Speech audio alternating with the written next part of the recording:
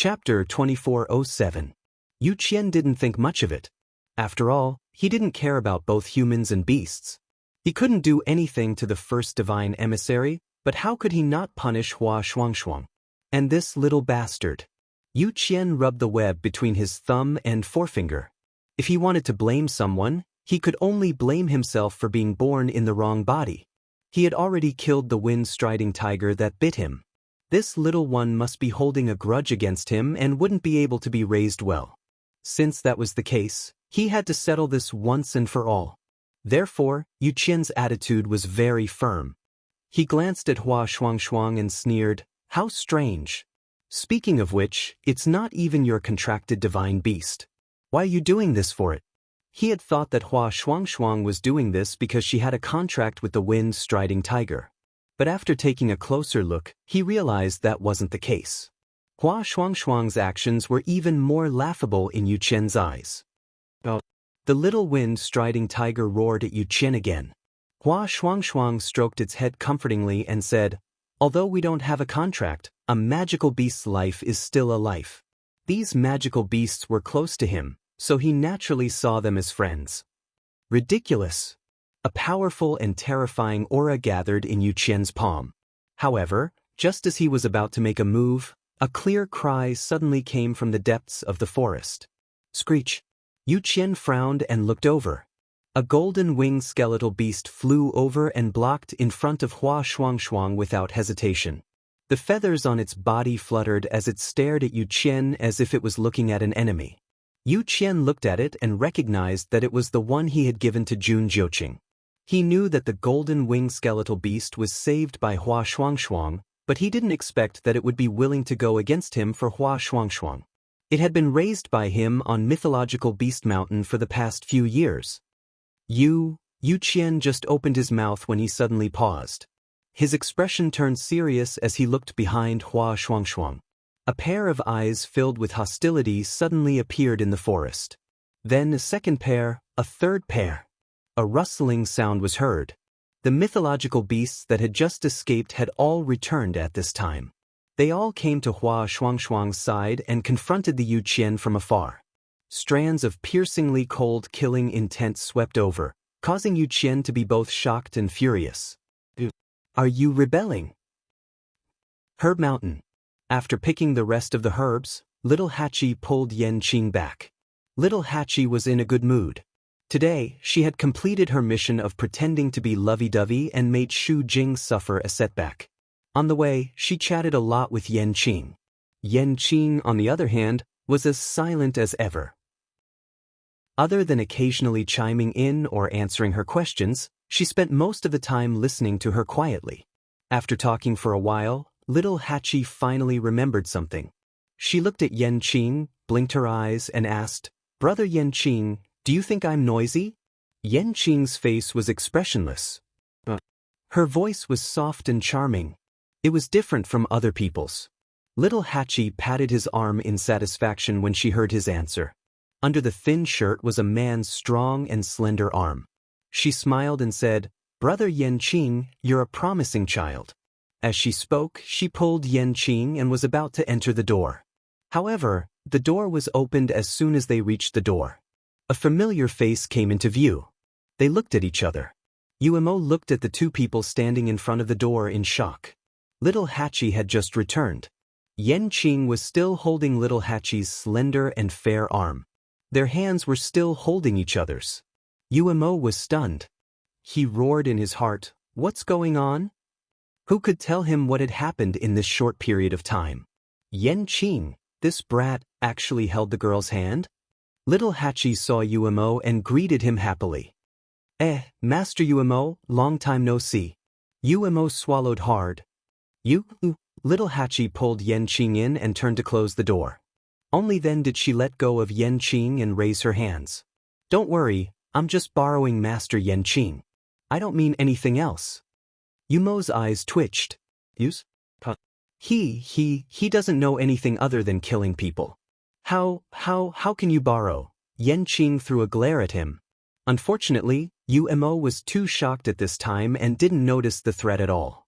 Little Hachi smiled and winked at Yuemo. "Of course, I know that Master Yanqing is very powerful, but he's also a man. He's very useful as a shield. Umo was dumbfounded. What did she mean? He suddenly thought of something and looked at Yanqing. His eyes swept over Yanqing with suspicion and shock. No way, right? Yanqing frowned and a murderous look flashed across his eyes. Umo's strong desire to live finally made him come back to his senses, and he immediately retracted his gaze. Little Hachi had already walked into the courtyard. Master and His Highness haven't come out yet? Umo hurriedly explained, they're practicing chess and probably won't come out for a while. He also sensed the movements of his master and specially came to guard. Miss Little Hachi, do you have something urgent? No, I don't. Since they were busy, she would wait for a while. Little Hachi finished speaking and said goodbye to the two and returned to her room.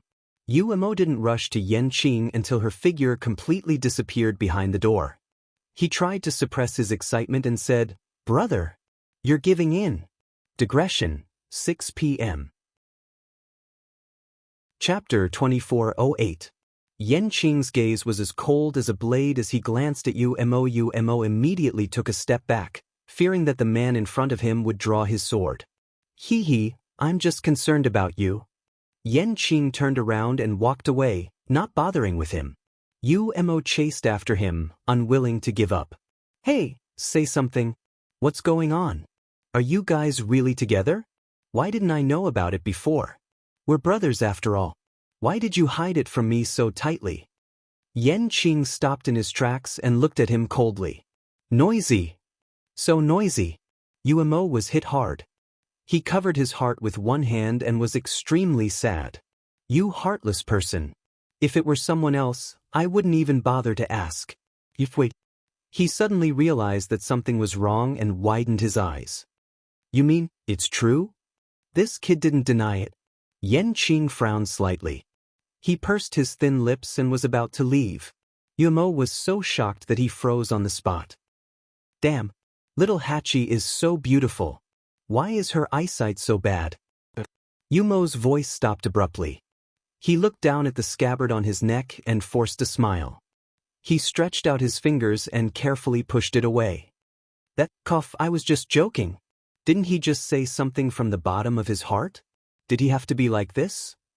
What's more, this was the truth. Cough. Tell me, what does Little Hachi see in you?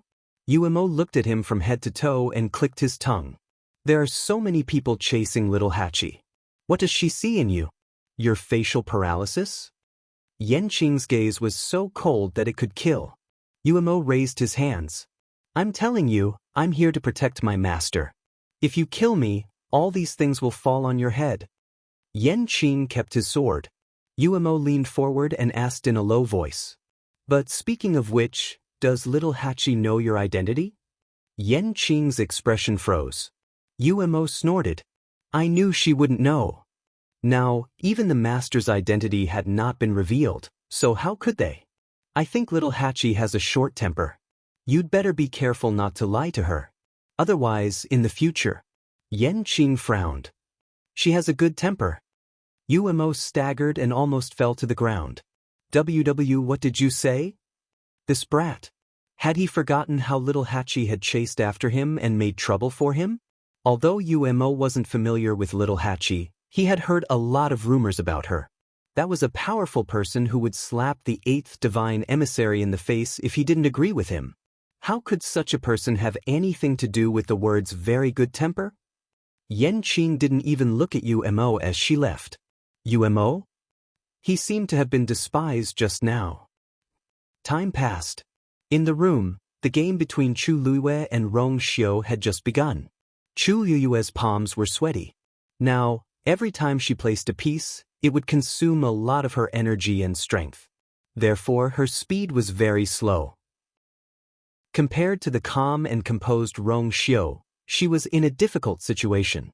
Now, she could basically confirm that the black divine power in Rong Xiu's body was not weaker than the golden divine power he had always shown to the outside world. In fact, it was even stronger and more unpredictable. You've let me win so many times in the past. You're really patient, Chu Luiyue snorted. Rong Xiu's lips curved into a faint smile. I've always been like this to you. And his patience wasn't just limited to this. He didn't say the rest of the sentence. Chu Luiwei rubbed the space between her eyebrows. She originally thought that this game could be over quickly. She could hold down Rong Xiu and get to the bottom of it. But now, it seemed that it would take a lot of time. At this moment, a loud sound suddenly came from outside. Boom! Chu Luiwei was shocked and immediately looked up. A silver tianlei quickly streaked across the sky. Chu Luiwei was stunned. The lightning pool had been sealed. Logically speaking, it shouldn't. Boom, boom, boom. As if a door had suddenly opened, several tianlei streaks came one after another. It was late at night, and the sky was dark. The appearance of these tianlei instantly lit up the entire courtyard. It was dazzling. Most importantly, they were all heading in the same direction. Chu Luiwei was stunned for a moment, then quickly realized that it was the direction of Taizu. Was it refining a weapon? And this movement seemed a little different from before. It was more like Chu Luiwei's heart skipped a beat. Taizu was trying to refine a divine artifact? Then where did these tianlei come from? Soon Chu Luiwei found the answer. These didn't come from the lightning pool, but, sister, are these enough? It was Aunt 12's voice. Chu Luiwei and Rong Xiu sat by the window. They could see the situation in the courtyard when they turned their heads. Aunt 12 was standing in the courtyard, holding a broken longsword in her hand. Beside her stood Aunt 11. Unlike her, Aunt 11 held a long spear in her hand. But at this time, it was also in pieces. Aunt 11 rubbed it and threw it away. It's not enough. Senior Jianghu said before that divine artifacts are different from ordinary emperor and venerable artifacts. The amount of tianlei needed is very shocking. This is nothing. Aunt 11 nodded obediently. Oh. She rolled the broken sword in her hand into a ball and gently placed it beside her feet. Then she took out a saber. Crack. That heavy and majestic saber instantly broke into two halves. Aunt 12 waved her hand, and several silver tianlei gushed out and went straight ahead. Chapter 2409. Chu Luiwei was speechless. After so many years, why do these two girls seem a little different from the others? If I'm not mistaken, that saber is a venerable artifact, right? And I've never seen it before. At this moment, a voice full of praise sounded. Not bad, not bad. Aunt 12 has improved a lot this time.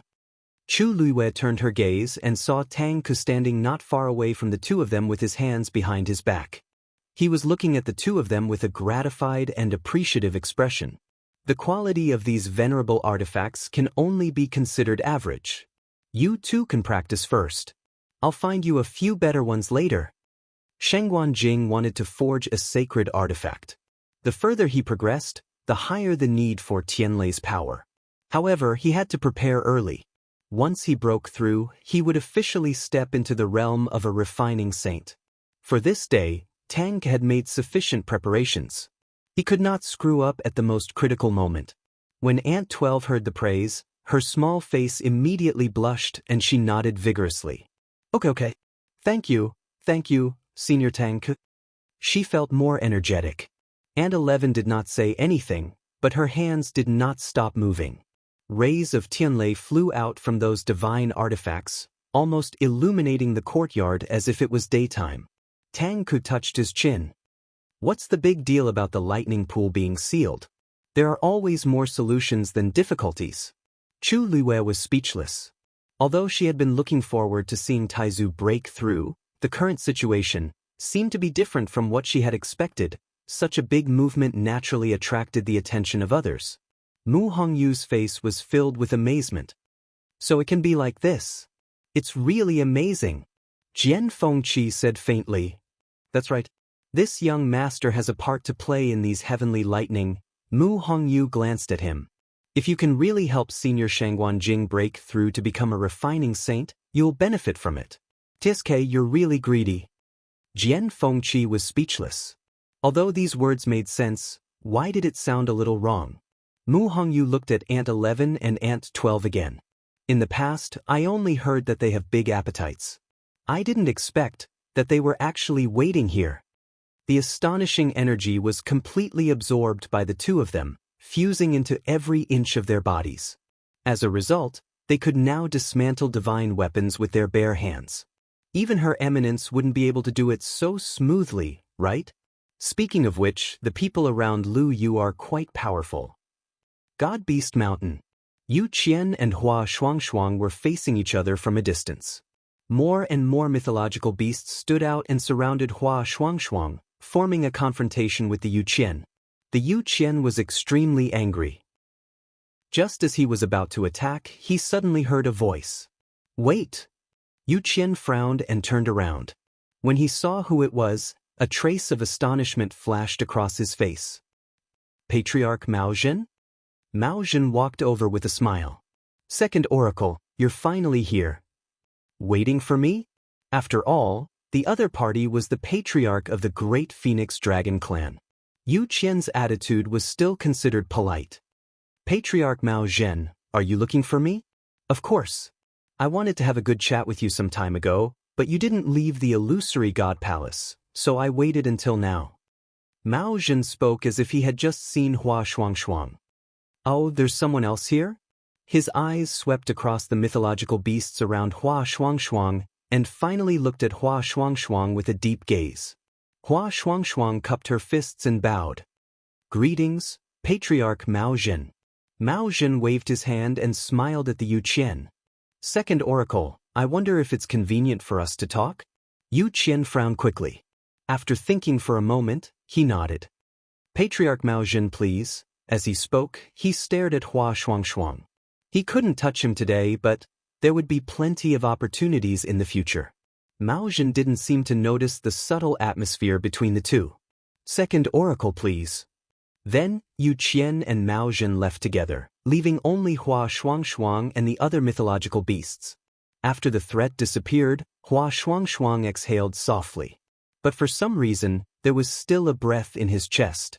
It was uncomfortable and couldn't go up or down. Ow! The little wind-stepping tiger shouted in his arms. Hua Shuangshuang looked down and saw that the little thing was still trembling. It was obvious that it was still scared. But it still ran out without hesitation. And the surrounding mythological beasts, if it were someone else, they would be very happy and proud to have so many mythological beasts protecting them. But now, Hua Shuangshuang's heart was particularly heavy. When he saw the tragic death of the wind-stepping tiger last time, he knew that the second oracle in charge of the mythological beast mountain, Yu Qian, was not an easy person to deal with. Now that he saw it, it was indeed so. In his eyes, these mythological beasts were just objects that could be dealt with at will. He didn't care about them at all. Other than the wind-stepping tiger, there were many other mythological beasts that had similar or even worse situations. Hua Shuangshuang took a deep breath. Thank you for this time. You can all go back. As he spoke, he raised his arm and the golden-winged raven-bone beast flew to his arm. He lifted his foot and left. Only a few reluctant gazes fell on him and wrapped around him. Hua Shuangshuang walked for a distance and stopped again. He lowered his head and looked at the dumpling tongue hanging on his waist. Peach Blossom Cove. Yu Jiao was standing guard in front of the gate realm, playing with the wooden sword in his hand. It seemed that this one couldn't be used anymore. He had to get a new one. But fortunately, his big brother left him a few before he left. Suddenly, a distant sound of a zither came from the gate realm in front of him. Yu Jiao was shocked and immediately looked up. He saw a figure faintly visible in the dazzling mirror embedded in the gate realm. Digression, it was so hot today. Chapter 24:10. It was the figure of a woman. The light was blurry, and he could only vaguely make out a rough outline. Yu Jiao's heart skipped a beat. He subconsciously tightened his grip on the wooden sword in his hand and stared at it. Ever since this mirror appeared in the gate realm, this was the first time something like this had happened. He stared at the figure without blinking, trying to figure it out. Unfortunately, the scene was too vague, and he couldn't tell what it was. A faint pressure gradually spread out, and it even made Yu Jiao feel a deep sense of reverence in his heart. However, in just a moment, the figure gradually dissipated. The dazzling light on the mirror shrouded over again, covering everything. It was as if everything was normal.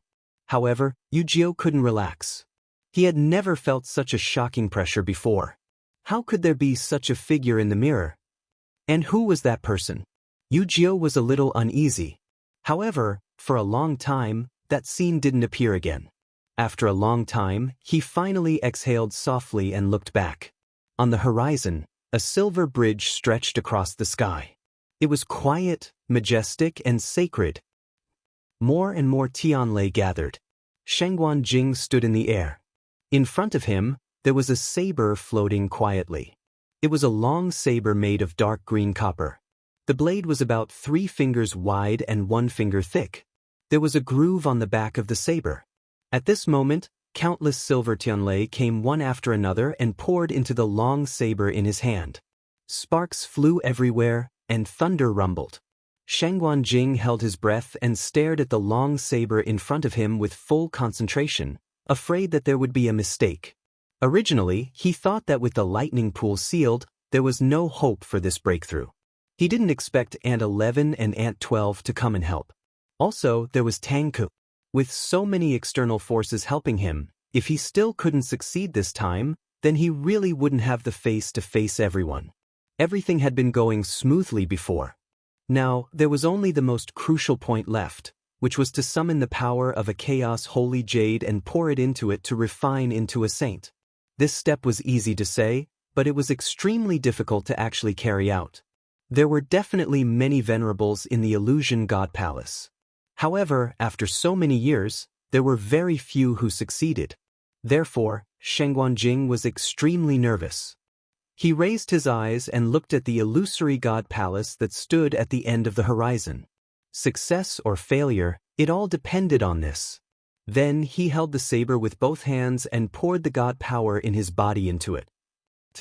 A glowing light suddenly flew out of the palace of illusory God, piercing through the dark sky and heading straight for Shengguan Jing. It's almost done. Seeing this scene, Tangku waved her fist, unable to hide her excitement. He was a weapon refining saint, so he was naturally the clearest about this. This time, Shengguan Jing would definitely become a saint. The commotion attracted the attention of countless people. Swish, swish. The sound of air being torn apart could be heard. Many people appeared one after another. They raised their heads and focused their gazes, following that streak of lustrous light.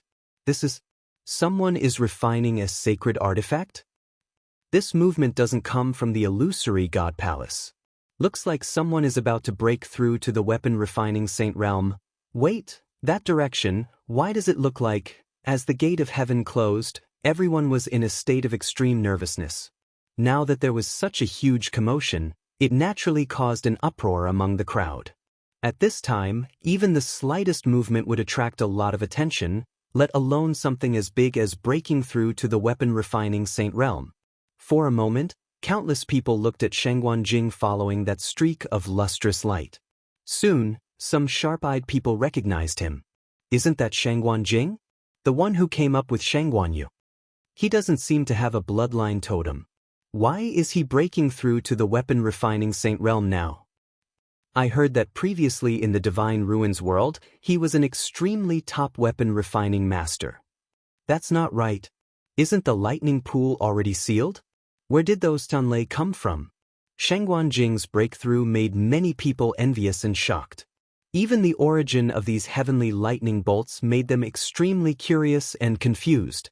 Ant 11 looked up and put away the divine artifact in her hand. It should be enough. Sister, is it enough? Ant 12 asked uncertainly. Ant 11 nodded affirmatively. Tangku also nodded in agreement. The number of Tianlei is enough. Now it's up to him. Since it had progressed to this step, there was no need to worry about the rest. Ant 12 obediently put away the items. She seemed to have sensed something and looked up. At this moment, the streak of lustrous light broke through the air and landed on the long saber in front of Shengguan Jing. Boom!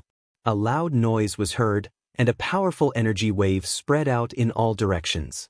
The streak of lustrous light instantly enveloped the saber. An indescribable aura began to surge out from it. Tangku was relieved. Shangguan Jing's talent in weapon refining was indeed very amazing. His guidance during this period of time was not in vain. Now, finally, what's that? A soft voice suddenly came from the side. Tang Ke turned and saw Aunt 12 looking up in a daze. She was the one who asked the question just now. Aunt 12, what are you asking? Tang Ke saw that her expression was a little strange and could not help but ask. He liked these two girls very much, so he was extra patient. 12th Madam pointed upwards and whispered, that light. Tang Ke was stunned and then explained, oh, that's an aura from the Chaos Holy Jade. If you want to refine a holy weapon, you must have this thing. Aunt 12 nodded in realization, but her eyes were still fixed on the sky. No one knew what she was thinking. Then she gently tugged at Aunt 11's sleeve. Aunt 11 looked back. The two of them looked at each other. Without needing to say anything, they already knew what each other was thinking. They really wanted to go over and take a look. Aunt 11 was more mature. After thinking carefully, she said, it's not convenient now. I'm afraid it's not convenient now. I'll think of something later. Aunt 12 nodded obediently. I'll listen to you. The two of them spoke very softly. Most of Tang Ke's attention was on Shangguan Jing, so he did not hear them clearly. Boom! A shocking aura descended upon the place. Shangguan Jing officially stepped into the realm of a weapon-refining saint. Chu Liuyue's eyes flashed slightly. She knew that Taizu would succeed, but she did not expect it to be under such circumstances. It was really not easy. It's your turn. A low and gentle voice came. She retracted her gaze and looked at the chessboard between the two of them again. Light surged on her fingertips. Without hesitation, she placed another piece. This time, she displayed an even more tyrannical strength than before. On the chessboard, waves of waves surged. However, it was only a moment before Rong Xiu followed suit. A black chess piece fell next to her chess piece. All the waves were quietly annihilated. Chapter 24:11. Chu Luiyue pressed her forehead. It was the same thing again. Every move she made was actually stronger than the previous one. But it didn't affect Rong Xiu at all. No matter how much power she displayed, he was able to quickly catch up and easily devour all of the energy waves she stirred up. This was an all-around suppression. Chu Luiyue had never felt like this before. It seemed that no matter what she did, she couldn't bridge the gap between the two of them. She had long known that the man in front of her had been hiding his strength intentionally or unintentionally, so she didn't dare to relax or neglect him. But now, Rong Xiu saw that she didn't move for a long time and raised his eyebrows. But, don't you want to play? I'm destined to lose. Chu Luiyue said softly. Not only would she lose, but she would lose miserably. Even if the two of them had just started, she could already see the ending. Rong Xiu looked at her quietly. The bright light outside the window shone on her face through the window. Her skin was like jade, and her eyes were like stars. She lowered her eyes slightly, and her thick and curly eyelashes fluttered slightly. After a while, she chuckled softly. Even if I lose, I have to be clear about it. Besides, she wouldn't admit defeat until the end. Rong Xiu's lips curved up into a smile. He already knew her answer and choice, so he was never worried that she would choose to give up in the middle. This was her.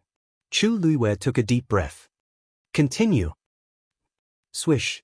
Shangguan Jing held the long saber in his hand and made a light slash. The void in front of him was instantly cut open. His eyes lit up.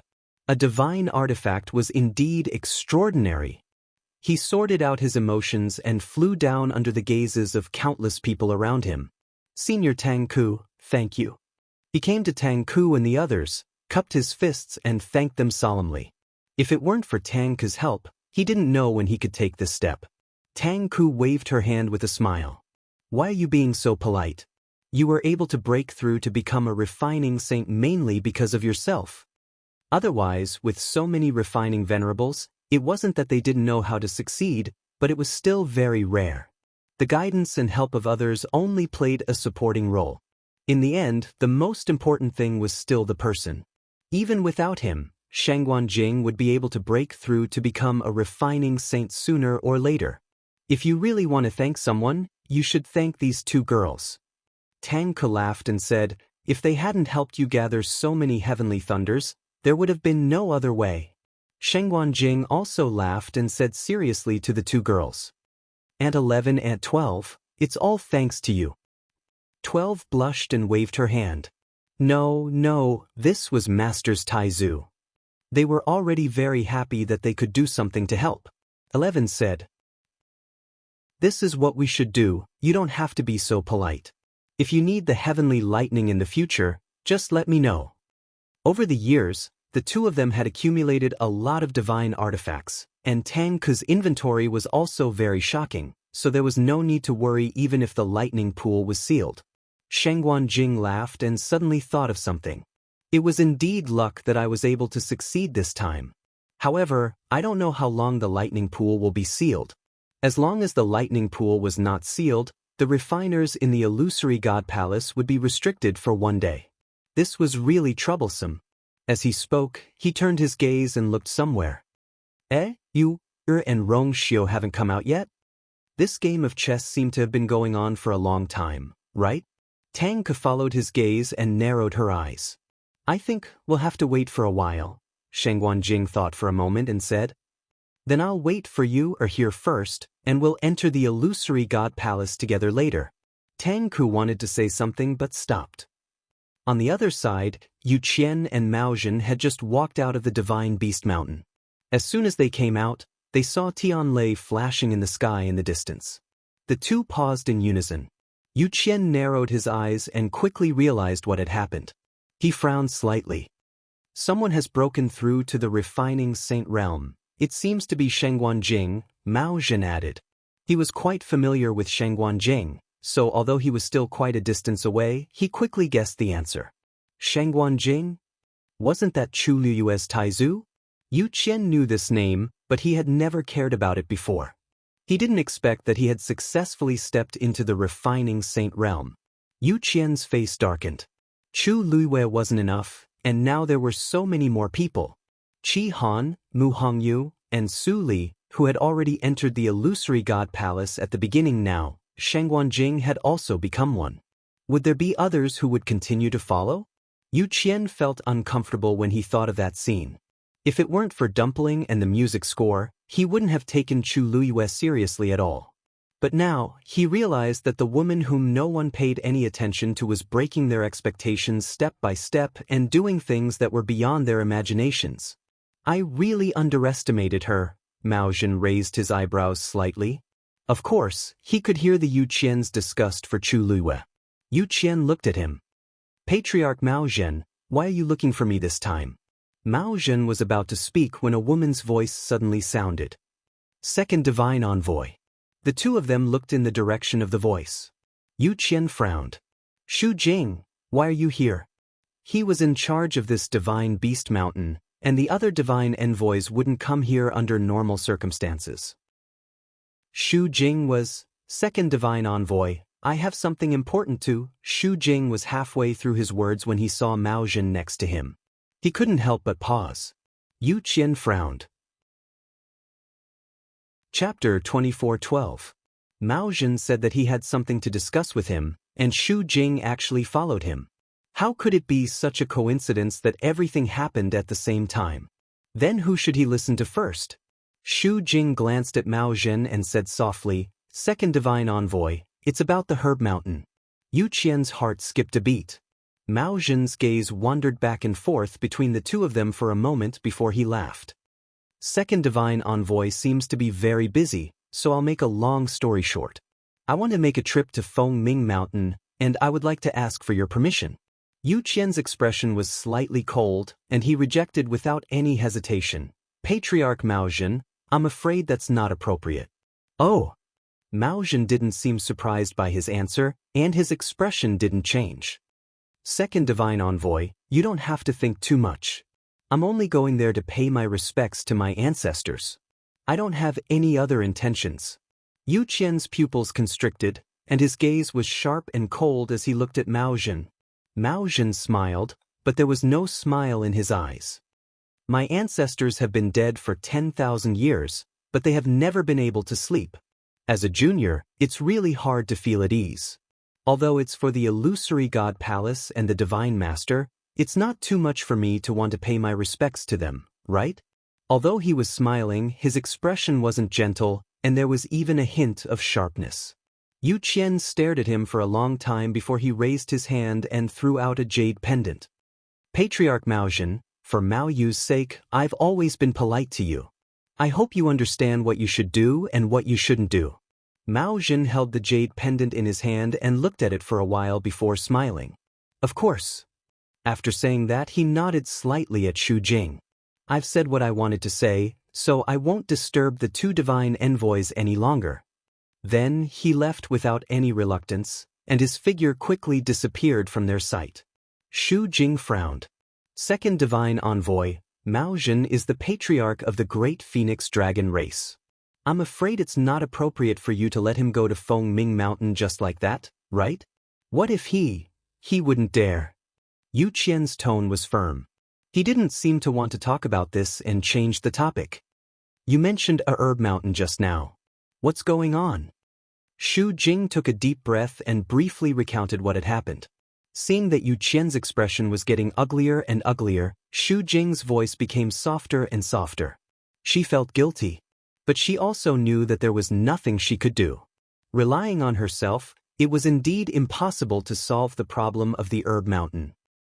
Xu Jing knows that he is incompetent and has failed to live up to the expectations entrusted to him by the higher-ups.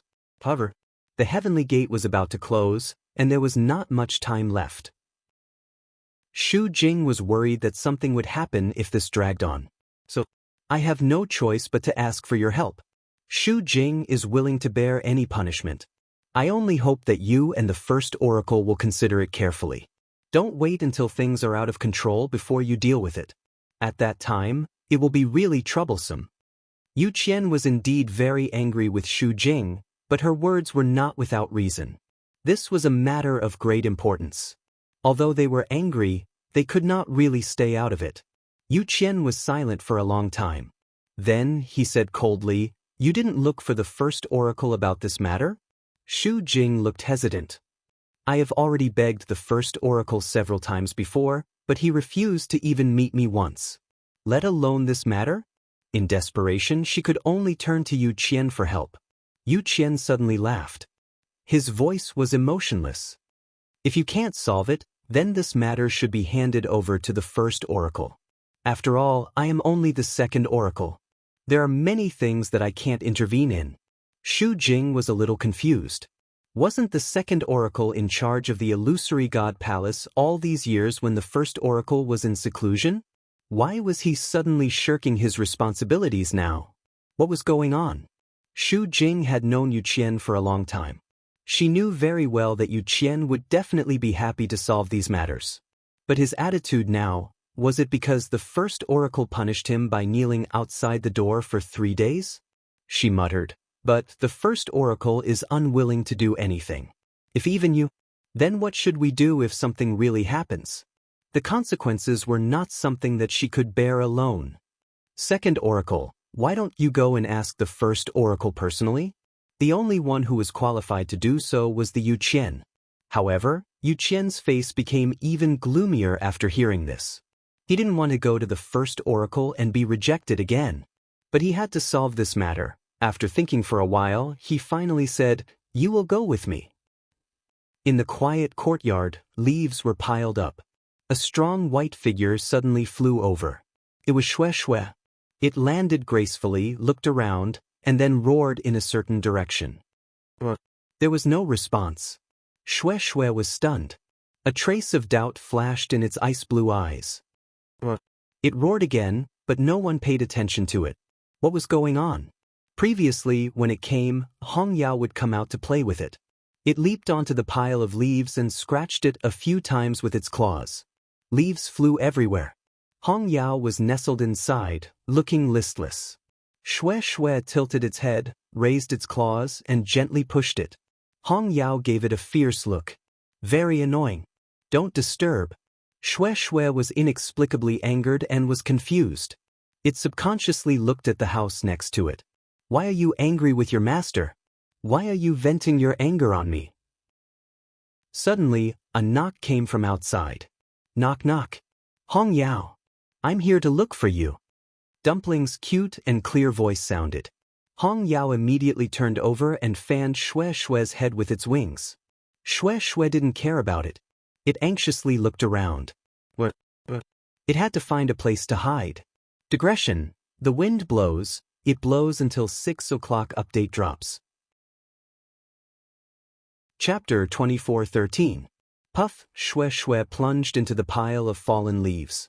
Hong Yao glanced at it and looked at its exposed snow-white tail with disdain. What a waste of such a big head. Its brain was also not very bright. Hong Yao raised its wings and helped Xue Xue, which was rare. It piled the fallen leaves on Xue Xue's body and barely covered it. After tidying everything up, it flew outside. It couldn't open the door, so it could only fly in the air. Bang! The red demon bumped into the barrier. Dumpling, who was waiting outside the door, heard the sound and looked up. With a light tap of her toes, she flew into the air, only separated from Hong Yao by a barrier. Hong Yao turned around and glared at Mu Qinghe's room. Hey! It shouted angrily. After a while, a hole finally opened in the barrier. Hong Yao immediately flashed out. Tuanzi brought it over at once. Hong Yao! She followed Hong Yao's line of sight and glanced over. Although she couldn't see anything, Dumpling was still angry at the thought that Mu Qinghe was inside. If it weren't for Hong Yao, she wouldn't have come here again. Suddenly, Dumpling glanced at the courtyard from the corner of her eyes and was slightly stunned. Just now? Why did she feel that there was a familiar aura? Her little brows furrowed slightly. Logically speaking, there shouldn't be anyone else here except for Mu Qinghe and Hong Yao, right?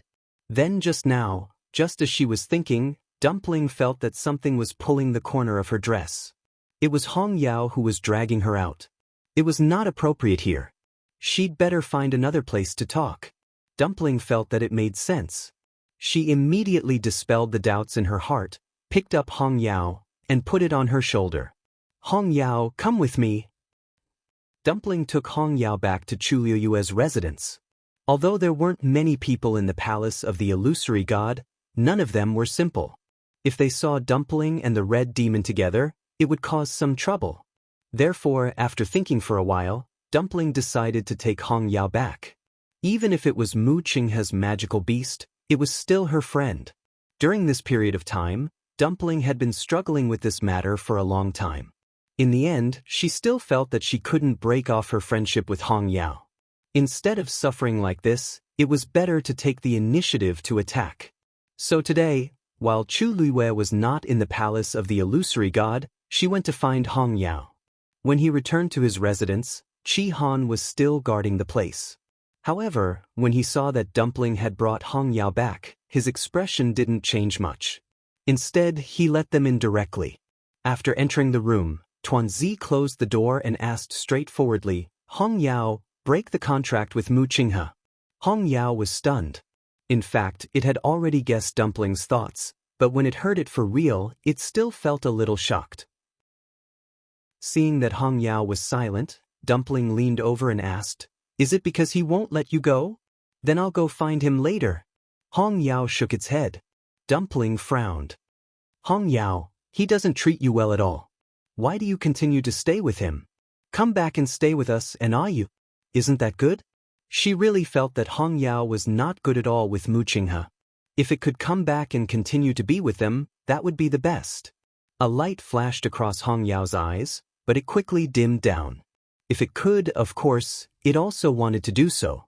But Hong Yao was silent for a long time and finally shook its head dejectedly.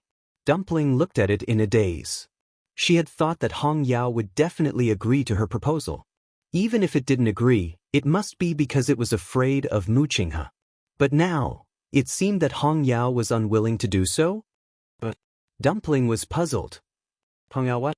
Although Mu Qinghe was its master, Yu had been very good to it all these years. Didn't it always want to follow Yu? Hong Yao turned its head away and refused to speak. Dumpling moved her head closer, and Hong Yao turned its head away. Dumpling went around it again, and Hong Yao turned around again. After this, Dumpling's patience was exhausted. She puffed up her cheeks. If you really don't want to, Then I won't force you. Although she was a little puzzled, Dumpling couldn't get angry in her heart. Last time, Hong Yao found out about what happened in the illusionary god sea. It could be seen that Hong Yao still treated Yu the same as before. But for some reason, it refused to agree to leave Mu Qinghe. Even though it was clearly very angry with Mu Qinghe, it didn't matter. But what exactly happened to you all these years? You can tell me, right? Dumpling sat down on the stool opposite Hong Yao. Also, Hong Yao, did you already know that Mu Qinghe betrayed you back then? Hong Yao immediately shook its head frantically. How could it do this to Yu? Dumpling stared at it closely. You're his contractual fiend. You should know something, right? Hong Yao's eyes flashed with a hint of struggle. Qi Han stood outside the door. The illusionary god palace was as cold and lonely as ever. His eyes were deep, and the scar on his face added a bit of coldness to him. No one knew what he was thinking. Bang! The sound of the door being opened was heard. Qi Han turned around and saw a green shadow flying out quickly. Then, Dumpling also ran out, stood by the door and shouted, "Go away! Don't come back if you leave. I won't talk to you anymore." Her small face was flushed red with anger, and her grape-like eyes were filled with glistening tears. Qi Han frowned. Did she quarrel with Hong Yao? Chapter 24:14. Hong Yao didn't even look back. In the blink of an eye, it disappeared. Dumpling stood there alone, holding the door frame with one hand. She pursed her lips, raised her hand, and wiped away her tears. Then, she turned around and went back into the house. Bang! She slammed the door shut without hesitation. Obviously, she was very angry. Qi Han frowned even more. When they came back together, everything was fine. How come in the blink of an eye? He hesitated for a moment, then walked over and knocked on the door. Dumpling! Since his master wasn't around, he had to take care of her. After a short silence, a sobbing sound came from the room. Wu, Qi Han paused. After thinking for a while, he swallowed the rest of his words and continued to guard the door. Yu Qian and Xu Jing soon arrived in front of Mu Qinghe's courtyard. Looking at the still tightly shut door, the two of them looked at each other. Both of them had suffered here before. At this time, they were naturally more afraid. But this matter had to be resolved. Yu Qian raised his chin at Xu Jing. You can talk about the trouble in the Herb Mountain yourself. Xu Jing's heart skipped a beat, but he didn't dare to say anything. He could only walk forward. She knew that Yu Qian had been punished to kneel for 3 days and 3 nights. It was already very rare for him to come with her. She didn't dare to ask Yu Qian to do anything else. However, just as she arrived in front of the door, before she could speak, she suddenly heard the sound of wings flapping. She subconsciously looked up and saw a green sparrow covered in green flames. It crossed the barrier and flew into the courtyard. Xu Jing was shocked. Then, she quickly turned around and looked at Yu Qian. Second Oracle, did you see that just now? It seemed to be a 9th grade green sparrow. Yu Qian also frowned. When did such a magical beast appear in the palace of the illusory god? And it seemed to have a close relationship with the first oracle? Otherwise, it would never fly into this place. The first oracle has a contracted magical beast? When did this happen? Xu Jing looked confused. None of the divine envoys had a contract with a magical beast. Only the second divine envoy, Yu Qian, was in charge of the mythological beast mountain. But now this, Yu Qian shook his head and said in a deep voice, I don't know about this. After a moment, he urged, forget it. This is not something that you and I can ask about. It is better to report the matter as soon as possible and let the first messenger make a decision. Xu Jing could only nod. Yes. She took a deep breath, turned around, and bowed respectfully. First Oracle, Xu Jing has something important to report. A moment later, an indifferent and cold voice came from inside. I already know about the barrier. You can go back now. Xu Jing choked. She hadn't said anything yet, but the first divine emissary already knew. Yu Qian's expression also changed. Over the years, the first oracle had almost never come out. But many things in the illusory god palace didn't seem to escape his control. This also made Yu Qian secretly shocked again. He thought that the first oracle had made up his mind to delegate power, but in fact, he didn't have this intention at all. How could he compete with such a person? Yu Qian suppressed the chaotic thoughts in his heart and took the initiative to ask. First oracle, this matter is of great importance. Shu Jing alone can't solve it. You don't plan to do anything? The gate of heaven is about to close. The voice continued to sound. I have my own plans. With just a few words, he had already expressed his attitude. Shu Jing and Yu Qian exchanged glances and saw a bit of confusion in each other's eyes. At this point, the first oracle still didn't show up? He said he had his own plans. What did he mean? Shu Jing wanted to continue asking, but Yu Qian had already spoken. Yes, we know. After saying that, he gave Shu Jing a look. The two of them left in unison. After walking for a while, Shu Jing couldn't help but ask. Second oracle, what do you think the first oracle is planning to do? So many things have happened in the illusory god palace during this period, but he refused to show up. He can't be like this when the gate of heaven closes, right? Impossible. Yu Qian immediately denied her guess. At that time, even the emperor will descend, let alone him. We just have to wait. Anyway, they had already said what they needed to say. If something really happened, it couldn't be completely blamed on them. Hearing that name, Shu Jing suddenly felt a deep sense of respect and fear. Immediately, she suddenly thought of something and asked hesitantly. By the way, there's something. Second oracle, do you know what the left divine general has been busy with recently? Yu Qian glanced at her. How would I know this? The left divine general and the right divine general were the emperor's most trusted confidants. They were also the two strongest generals under him. Their status was respected and their strength was unfathomable. Even he didn't dare to treat them casually in front of those two. How would he know this? Shu Jing nodded with some disappointment. In fact, she had already expected this result, but she was unwilling to accept it and still wanted to ask clearly. Why are you suddenly asking this? Nothing. Shu Jing forced a smile and casually came up with an excuse. But who was Yu Qian? He could see Shu Jing's thoughts clearly, but he didn't point it out. It's almost time. At that time, they will definitely appear with the emperor. If you're not in a hurry, just wait patiently. Waiting was always especially unbearable. Shangguan Jing glanced at the room again in confusion. It's been so long. This game of chess, haven't they finished yet? In the room, Chu Luiyue stared at the chessboard in front of her. Her lips were slightly pale. She rubbed the chess piece in her hand and suddenly thought of something. She looked up at the man opposite her. It was also you in the Red Moon Desert? Rong Xiu's lips curled up slightly, but he didn't comment. Chu Luiyue paused. Debao and the others knew your identity long ago? Digression. If there was a secret that needed everyone to hide together, what would it be? Chapter 24:15. Rong Xiu pondered for a moment, as if thinking about how to answer this question.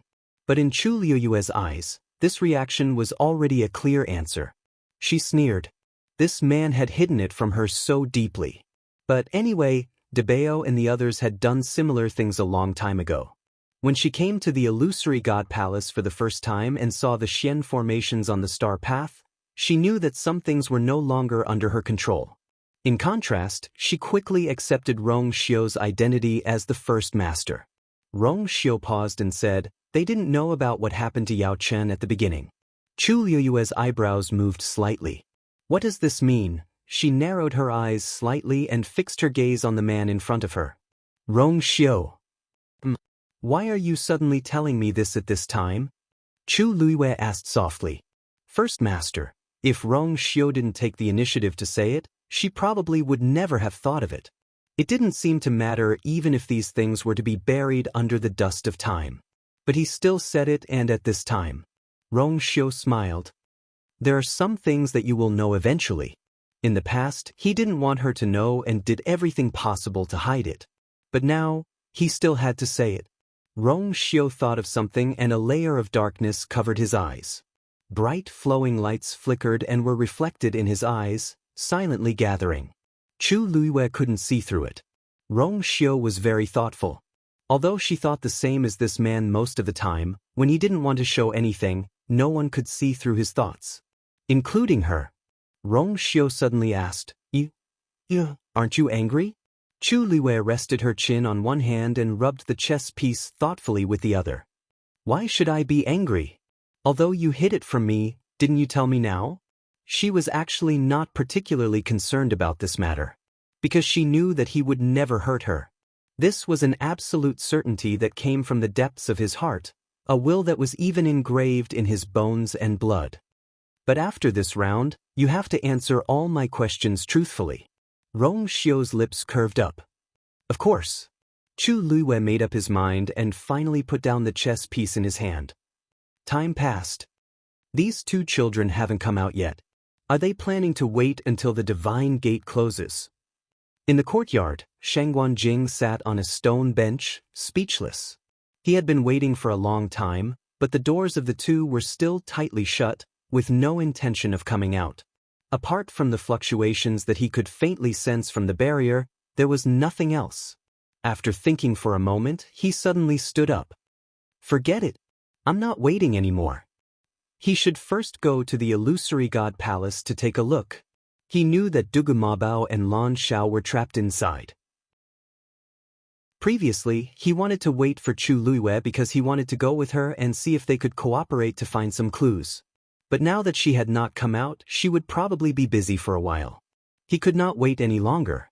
Senior Shangguan, are you going to the palace of the illusory god? A crisp voice could be heard all of a sudden.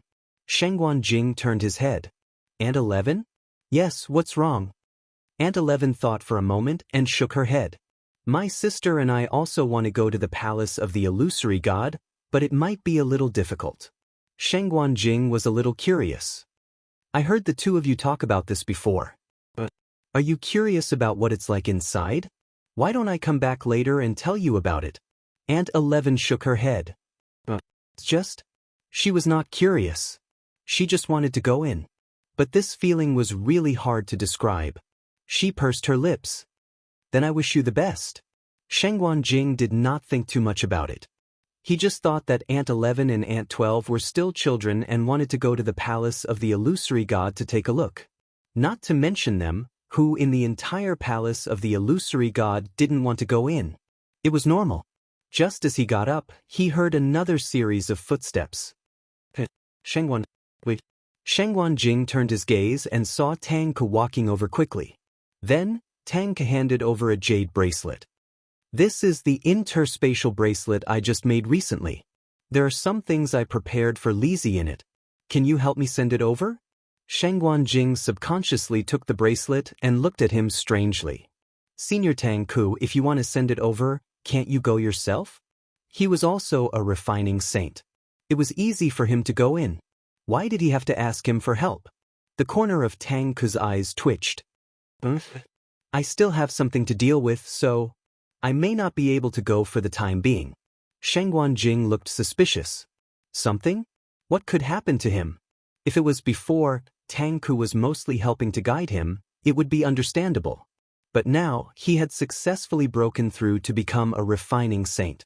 Logically speaking, Tang Ke should be free, right? Besides, everyone knew how Tang Ke treated Su Li. He clearly missed Su Li very much, but he refused to go to the palace of the illusory god. Senior Tang Ke, is it inconvenient? Shangguan Jing asked tentatively. Tang Ke hurriedly waved his hand. Oh no. I really can't get away for the time being. Wait for a while, I'll go over. Shangguan Jing did not quite believe his excuse, but since the other party had already said so much, there was no need to continue asking. He nodded. Senior Tang Ke, don't worry. I'll definitely help you send it over. Tang Ke secretly heaved a sigh of relief, gave a few more instructions and went back. The door was closed. Shangguan Jing was stunned. It seemed that Tang Ke really did not plan to go now. He put away the bracelet and headed in the direction of the palace of the illusory god. Shang Guanjing entered the palace of the illusory god very smoothly and quickly found Su Li's residence. He asked you to send it over? Su Li played with the bracelet in her hand. Her usually gentle eyebrows were tinged with interest at this time. It seems that he's really busy. Shang Guanjing was speechless. Why did he suddenly feel cold? But fortunately, Su Li still accepted the bracelet. She raised her head and asked, "How is little Yuer now? I haven't seen her these few days." Shang Guanjing briefly explained the situation to him. Su Li suddenly understood. But Holy Sun is really strange. Why does he want to play chess with little Yu, or at this time? Shang Guanjing shook his head. Both of them have their own ideas. Maybe they have other plans. Rong Xiu's strength is tyrannical. The two of them can also improve their strength by exchanging pointers. He was also familiar with Rong Xiu. He deeply knew that the strength he displayed was far from what it seemed on the surface. Su Li nodded and said, "You're right. But now little Yu has finished walking the Star Road and comprehended all the Xian formations on it. Logically speaking, she's already very powerful. After a while, the gate of heaven will close. I don't know if she can ascend to heaven and become a god at that time." Chapter 24:16. She doesn't have a bloodline totem. Su Li frowned slightly. Shang Guanjing paused. Actually, to him, this matter was also a mystery that he couldn't solve. Because he knew very well that Chu Luiwei had a bloodline power in her body. But it didn't belong to the Shangguan family. Even though he founded the Tianling dynasty single-handedly and went to the Divine Ruins world later and made a name for himself, that was all later. Chu Luiwei shouldn't have a bloodline power in the first place. Shang Guanjing used to be very curious about this. He wanted to ask about it several times, but he didn't have the chance. Until now, Chu Luiwei successfully entered the palace of the illusory god, which shocked everyone. In fact, all of this was because Jin Yunlai didn't detect Chu Luiwei's bloodline power at the gate of heaven. Shang Guanjing knew that there must be something wrong with this. But he didn't know the details, and he couldn't find the time to ask her recently. "She should be able to, right?" Shang Guanjing said, his voice a little vague. Su Li nodded. "That's true. It's hard to say. After all, those divine envoys said that she couldn't open the door of the palace of the illusory god. But isn't she fine now?" Chu Luiwei had too many trump cards and secrets. Shang Guanjing changed the topic. "By the way, I wonder if Mr. Su has found anything while you're here?" Su Li sighed helplessly. The palace of the illusory god is heavily guarded. It's really hard to find out. That's true. Shang Guanjing wasn't surprised by this result. This matter couldn't be rushed. If it was really so easy to find, then he would suspect that there was something wrong with the palace of the illusory god. But Su Li suddenly thought of something, and her expression changed slightly. "But what?" "I saw someone go to the Chaos Holy Jade." Hesitation appeared on her face. Shang Guanjing's expression froze. "What's going on? Is there something wrong with the Chaos Holy Jade?" The missing piece was now in Chu Luiwei's hands. He couldn't help but worry. Su Li held her breath and shook her head. "Actually, it's not the Holy Primal Chaos Jade. It's the white jade pillars at the side. I saw someone go over there and add something to them." Shang Guanjing was dumbfounded. Due to the distance, I couldn't see it very clearly. I only saw that after that thing was added, the flame on the white jade pillar burned even more vigorously than before. Su Li bit her lip. Shang Guanjing frowned as countless guesses flashed through his mind. When he came in, he had an impression of those white jade pillars. He paused for a moment and said slowly, "This doesn't seem to be wrong. Wasn't the flame on the white jade pillar burning all the time? That's the problem." Su Li's voice became softer. "I've already asked Xiao Ran before, and he said that these white jade pillars were indestructible 10,000 years ago. There is no need to add anything at all." "You mean this?" Xiao Ran, who was lying lazily in his courtyard, paused when he heard the two's question. He sat up with a toothpick in his mouth. "Yeah, it's always been like that." He raised his chin and looked in the direction of the illusory god palace's main hall. The chaotic holy jade is closely related to the Divine Master. The flame on those white jade pillars was also nourished by the Divine Master's own divine power. That's why it hasn't been extinguished for 10,000 years. Is there a problem? Shengguan Jing and Su Li looked at each other. It seemed that Xiao Ran didn't know that the white jade pillars needed extra care. Now, it was purely an accident that Su Li saw it that day. She didn't think there was a problem at first, but then she met Xiao Ran and chatted with him. When she heard Xiao Ran's words, she knew that something was wrong and immediately suppressed the matter.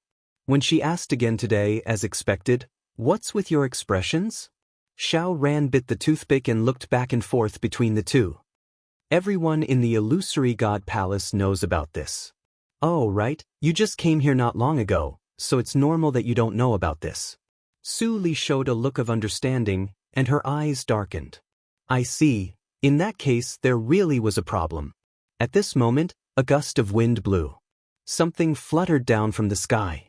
Su Li looked up curiously and reached out to catch the thing. She was stunned. This was a peach blossom. It was pinkish white, with pink petals and a swaying stamen. It was just right. Su Li was wondering where this thing came from when Xiao Ran suddenly stood up and looked at the peach blossom in her hand in shock. How could this be? Su Li and Shengguan Jing were both puzzled. What's wrong? Is there something wrong? It was just a peach blossom. Although it was a little strange that it appeared here, there didn't seem to be such a big reaction, right? Xiao Ran stared at the peach blossom and reached out to take it. Soon, the pinkish-white color on it gradually faded. A wisp of golden and black intertwined. Seeing this change, the expressions of the two beside him changed. This was obviously not a real peach blossom. Xiao Ran looked up in a certain direction and frowned. Could it be because the gate of heaven is about to close? This was a peach blossom in the abandoned garden. But why would it be blown here? He remembered that Chu Luiwei had mentioned this to him before. At that time, he only said not to be too involved with it, but now, it seemed that there was a problem with the abandoned garden? Xiao Ran? Xiao Ran! Su Li waved her hand in front of Xiao Ran. Only then did he come back to his senses. His expression was still complicated. Don't ask any more. This matter, don't mention it again. The two of them exchanged glances. Originally, they wanted to find out more information, but seeing Xiao Ran like this, it was obvious that he wouldn't say anything. Okay. Everyone was smart. There was no need to say anything else. Soon, they reached a consensus and stopped talking about this matter. Xiao Ran asked again, "By the way, where's that girl?" He hadn't seen her for a long time. Shengguan Jing answered casually, "She's playing chess." Xiao Ran was speechless. What time is it now? How can he be so free? He looked at the sky and said, "It's almost time. It's almost time. Don't forget to remind her to come back. This is the only chance to ascend to the heavens and become a god in 10,000 years." After Su Li and Shengguan Jing responded, they quickly left. Xiao Ran lay down again and picked up the peach blossom in his hand. The wind blew and turned it into powder silently. He frowned and sighed softly after a long time. Half a month passed in the blink of an eye. In the blink of an eye, there were only 3 days left before the gate of heaven closed. The atmosphere in the illusory god palace was extremely tense. Everyone was waiting for that day to come. Wu Yao stood in front of the gate of heaven with his arms crossed in front of his chest, staring at the gate of heaven in front of him. Suddenly, a voice sounded, "Why are you still here?" Chapter 24:17. Wu Yao turned around and saw a familiar face. The corners of his lips twitched as he smiled. "Oh, why is the 11th oracle here?" He glanced outside the heavenly gate. No one had come up yet. It had been a year since the heavenly gate opened. Those who could come up would have come up long ago. Chiu Tong looked at him coldly. "I should be the one asking you that. You've been coming here every day for the past few months. What do you want?" He had been paying attention to Wu Yao for a long time. He didn't cultivate or go anywhere else. It was as if he was going to stay here forever. At first, Chiu Tong was worried that he wanted to do something, but after staring at him for a while, he realized that Wu Yao really didn't do anything. He just stood there and looked at the heavenly gate for an entire day or even a few days. The heavenly gate had been like this for 10,000 years. What was there to look at? Chiu Tong was unhappy about this. However, Wu Yao had never done anything out of line, so he couldn't be too harsh on him. But it was different now. Wu Yao had an innocent look on his face. I'm just here, in a daze? Can't I do that? Chiu Tong frowned. There was no sincerity in this answer. He took a step forward and said coldly, "From today onwards you can't." There were only 3 days left before the heavenly gate would close. A person like Wu Yao naturally couldn't stay here any longer. This was also the reason why he had come today. Wu Yao, I can't just stand here and watch? No. Then I'll stand further away. Chiu Tong's expression became even colder. Wu Yao wasn't stupid. He immediately raised his hand. He didn't want to fight with this oracle. It wasn't worth it. With that, he finally lifted his leg and left. Behind him, Chiu Tong's gaze was fixed on him, sharp and cold. Wu Yao scoffed in his heart, rubbed his fists, shrugged and left. It wasn't until Wu Yao's figure completely disappeared from sight that Chiu Tong's expression softened. He came to the heavenly gate and looked outside. A silver bridge stretched all the way down to the dark and treacherous sea. The water was cold and wet. Vaguely, there seemed to be a faint smell of blood spreading with the wind.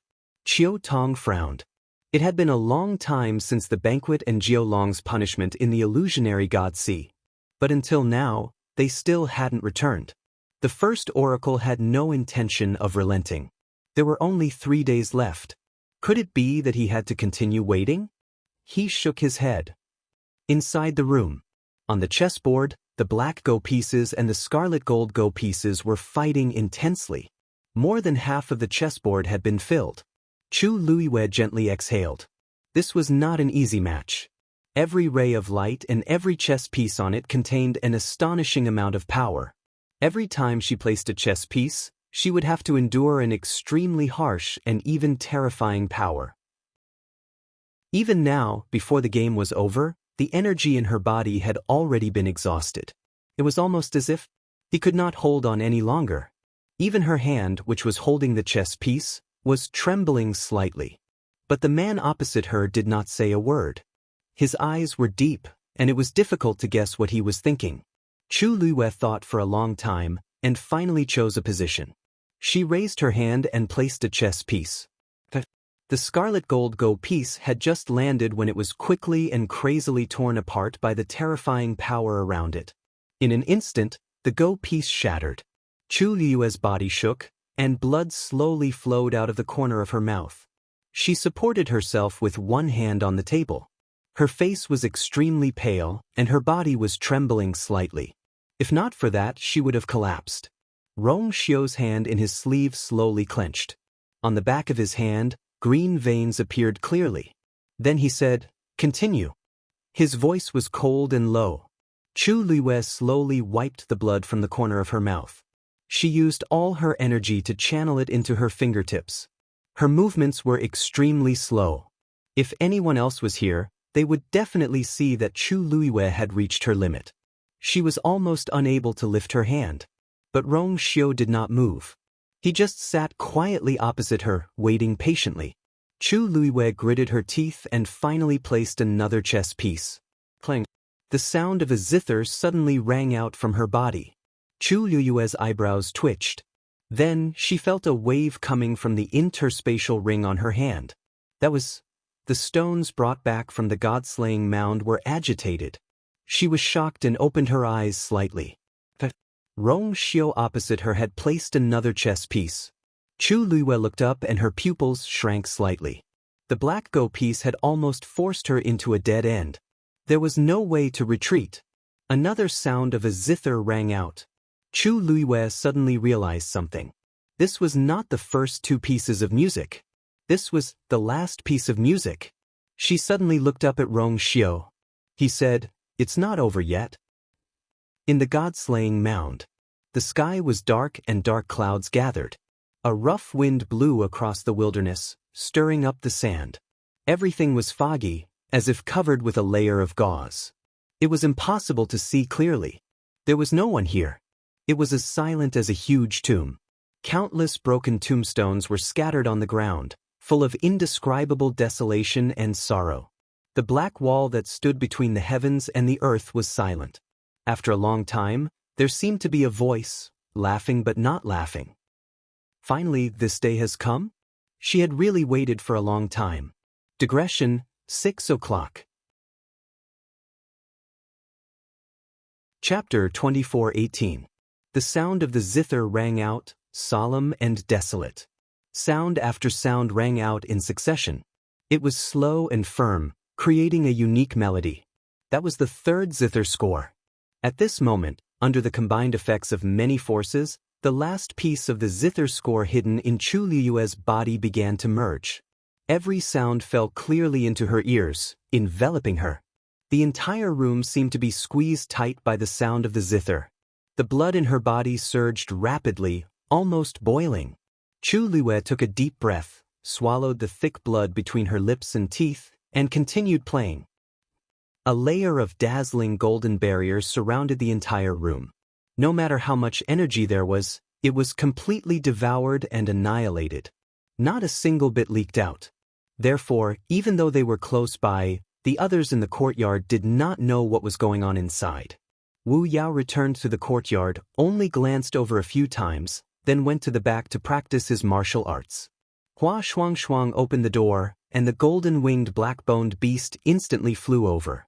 At his feet, a small wind-treading tiger also jumped onto his calf. He laughed heartily and picked up the small wind-treading tiger.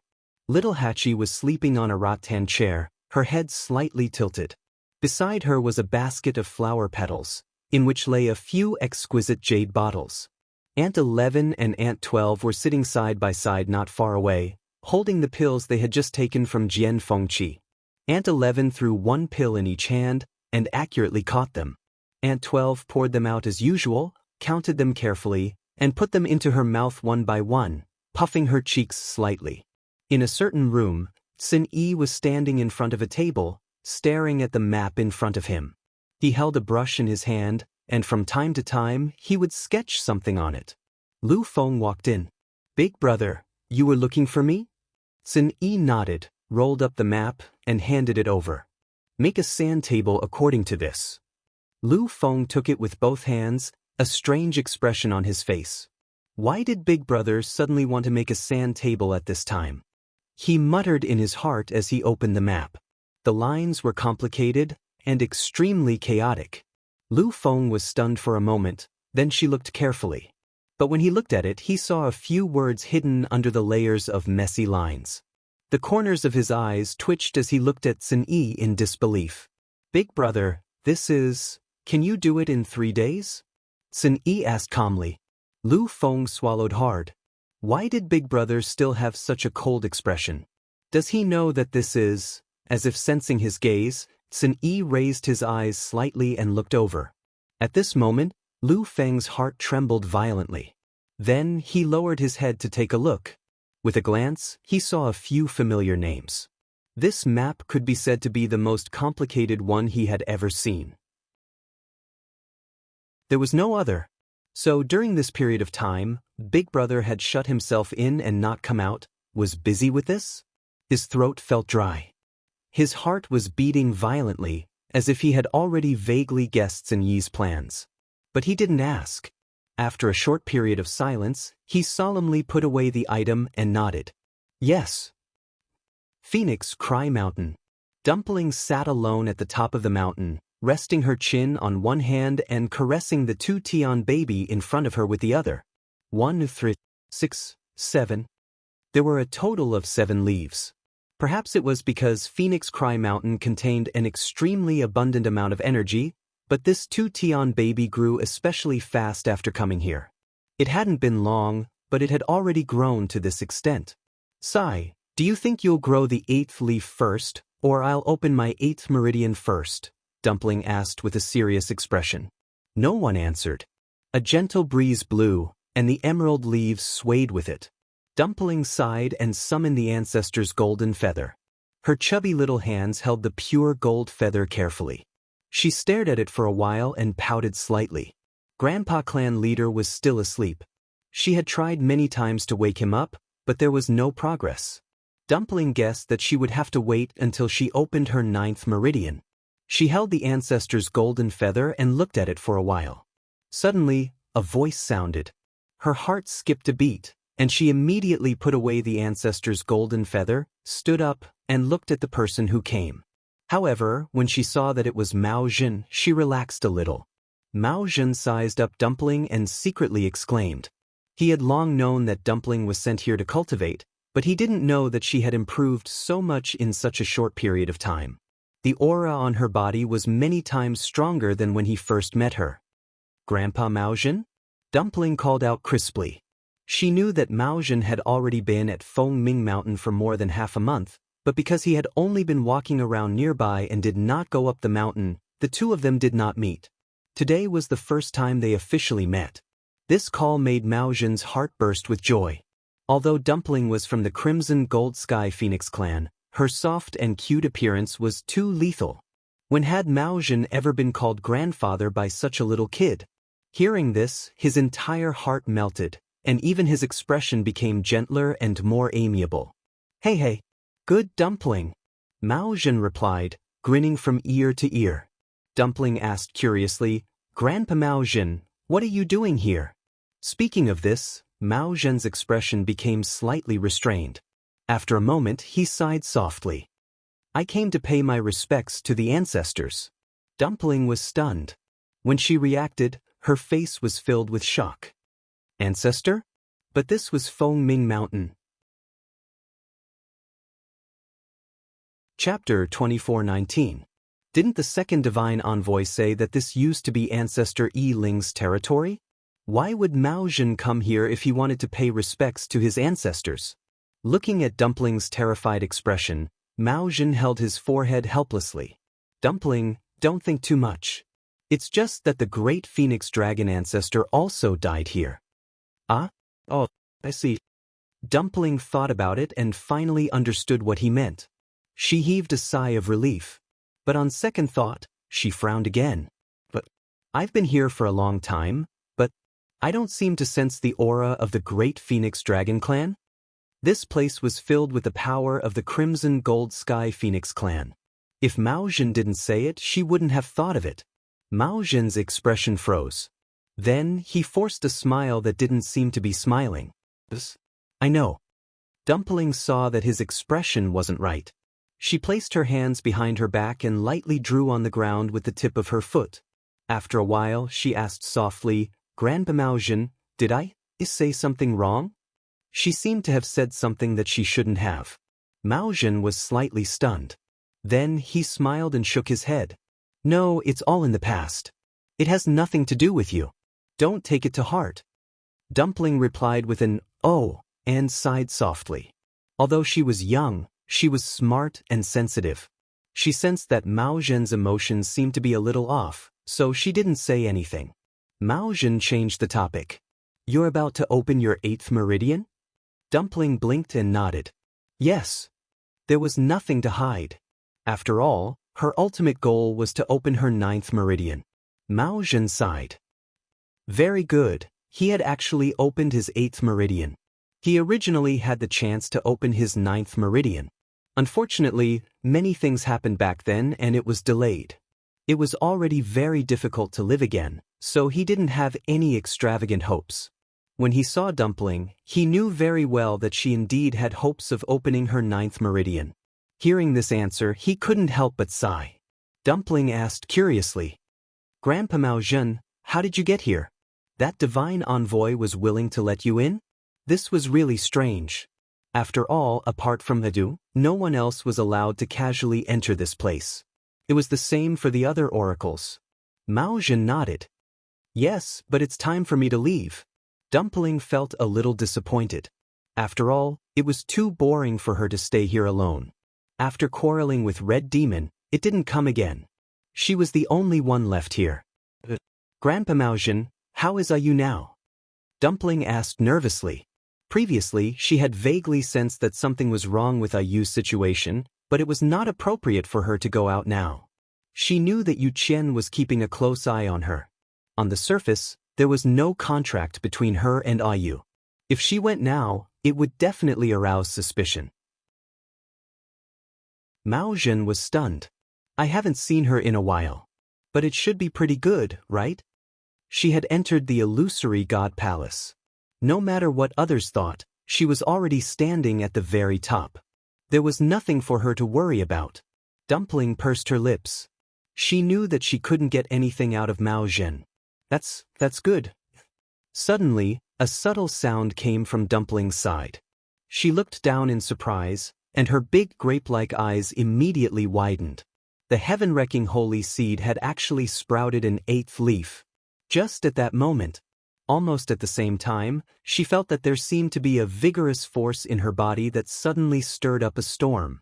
Dumpling was shocked and subconsciously looked in a certain direction. What was going on with it? Why did her strength suddenly soar? All that was left in Chu Liyue's ears was the sound of the zither.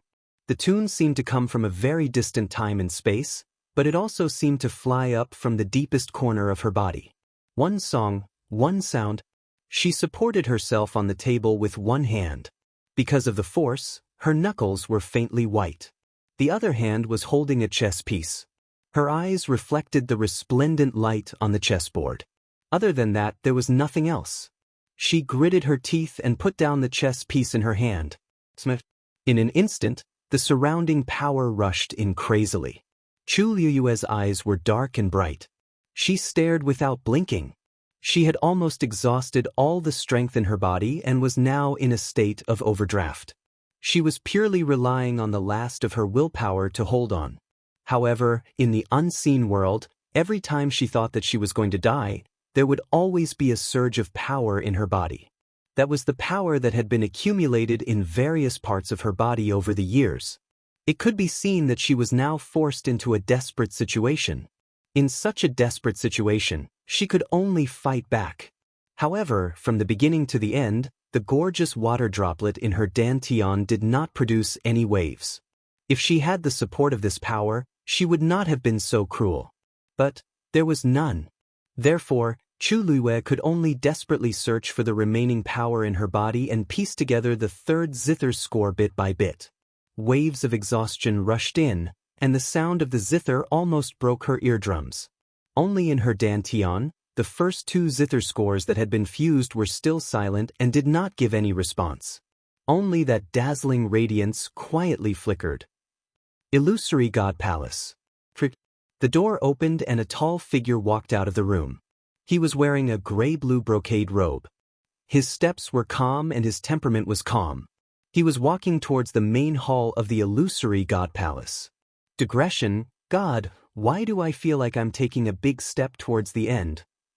I don't want to whimper. Chapter 24:20. It was quiet all around. Only a gentle breeze blew, lifting up the corner of his clothes. His eyes were calm and indifferent. No emotions could be seen. Soon, he arrived in front of the main hall and stood still. In front of him, there were 9 flights of stairs. He lifted his foot and went up. When he arrived in front of the main hall, a heavy pressure shrouded him. He pushed the door open and entered. He stopped in the middle of the hall, held his breath, and bowed his head. First Messenger Mu Qinghe greets the Divine Master. There was no one in the hall. Countless lights on the surrounding walls flickered. After a long time, a low and hoarse voice finally sounded from the hall. The gate of heaven, close? Mu Qinghe said respectfully. Yes, Divine Master. After that he turned around and went outside the hall again. But this time, a heavy and majestic bronze bell appeared in the air in front of the main hall of the palace of the illusory god. He came in front of the bronze bell, and a ray of divine power flew out and hit it hard. Dong! The boundless and distant sound of the bell reverberated throughout the world. At this moment, all the creatures in every corner of the palace of the illusory god heard the sound of the bell. Herb Mountain. Shu Jing looked at the boundary with a faint green light not far in front of her and frowned. Hearing the sound of the bell, she suddenly raised her head and looked in the direction of the palace of the illusory god. The first messenger finally came in person and closed the door by ringing the bell? Then, she took a deep breath and headed in the direction of the palace of the illusory god. Only the celestial physician who was collecting herbs or practicing alchemy on the mountain peak in the distance looked up. They were nervous, excited, and uneasy. Lightning pool. A huge seal froze the lightning pool. It was silent, but looking down from the sky, one could still see the countless lightning pool that seemed to have frozen. Silver and gold intertwined, revealing a cold light. Mu Dongyu fixed her gaze, and then her figure flashed and disappeared from the sky above the lightning pool. At this moment, on the shore of the lightning pool, a tall figure stood quietly. It was Shijing. He stood on top of a black reef, holding a hammer in one hand and a fist in the other. His muscles bulged from head to toe, as if they contained endless power. And in front of him, the lightning pool was like a thick layer of ice, unmoving. Hearing the sound of the bell, Chi Han's expression froze, and he looked up. His face was colder than usual, and the scar on his face made him look even more severe. No one knew what he was thinking, but a dark color surged in his eyes, making it hard to fathom. The sound of the bell also spread to the courtyards of the illusory god palace. 12 Nyang stopped chewing, but half of her cheeks were still bulging. She looked up curiously. "Who is ringing the bell?" she asked in a small voice. Aunt 11 looked in the direction of the voice and squinted her eyes. Then she raised her head and poured all the remaining pills into her mouth. This movement startled Aunt 12. "Sister, why are you eating in such a hurry?" Aunt 11 wiped her mouth and gave a concise explanation. "The divine gate is about to close.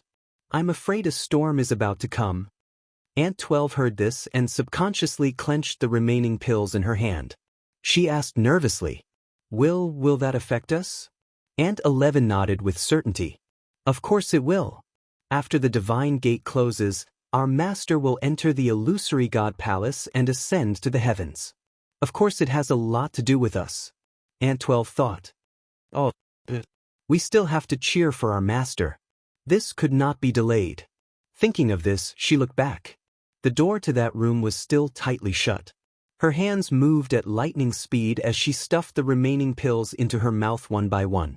While chewing with great effort, she said in a muffled voice, I can't be a burden to our master."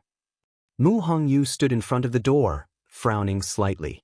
This day had finally come, but there was still no progress on her master's side. After the fight with Mu Qinghe and Bailing in the illusory god sea, she and Chu Liwei had not been there again. The other party was very strict. Even if she was now in the Mahayana realm, she could not do anything. During this period, Mu Hongyu had thought of many ways in private, but unfortunately, they were useless.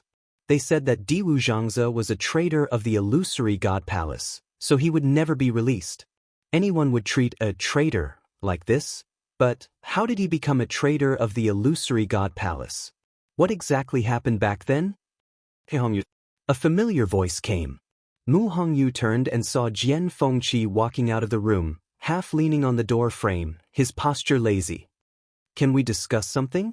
Mu Hongyu raised her eyebrows. What was there to discuss between them? Jian Fengqi raised his chin, his peach blossom eyes glittering. "Haven't you broken through the Mahayana realm now? Then, take me to the illusory god palace, how about it?" Mu Hongyu snorted. "Do you really think it's so easy to enter that place?" Jian Fengqi meant that she should secretly take him in, but how could it be so easy? Besides, she was not very willing to do so. Jian Fengqi blinked his eyes, looking very elegant and charming. "Our little Hongyu is so powerful, you must have a way, right? Others can't, but you definitely can." Mu Hongyu crossed her arms, looked him up and down, and smiled meaningfully. "Don't you have a good personal relationship with the first oracle? Why don't you go to him yourself? Isn't it better to go in openly than sneaking in?" Jian Fengqi's expression froze. Then he put away his folding fan, pressed his forehead, and smiled awkwardly. What a joke! Mu Qinghe could even do something to Chu Liwei, let alone him? Was he tired of living that he would throw his life away like this? Would it be easier to die, or would it be better to die in a better way?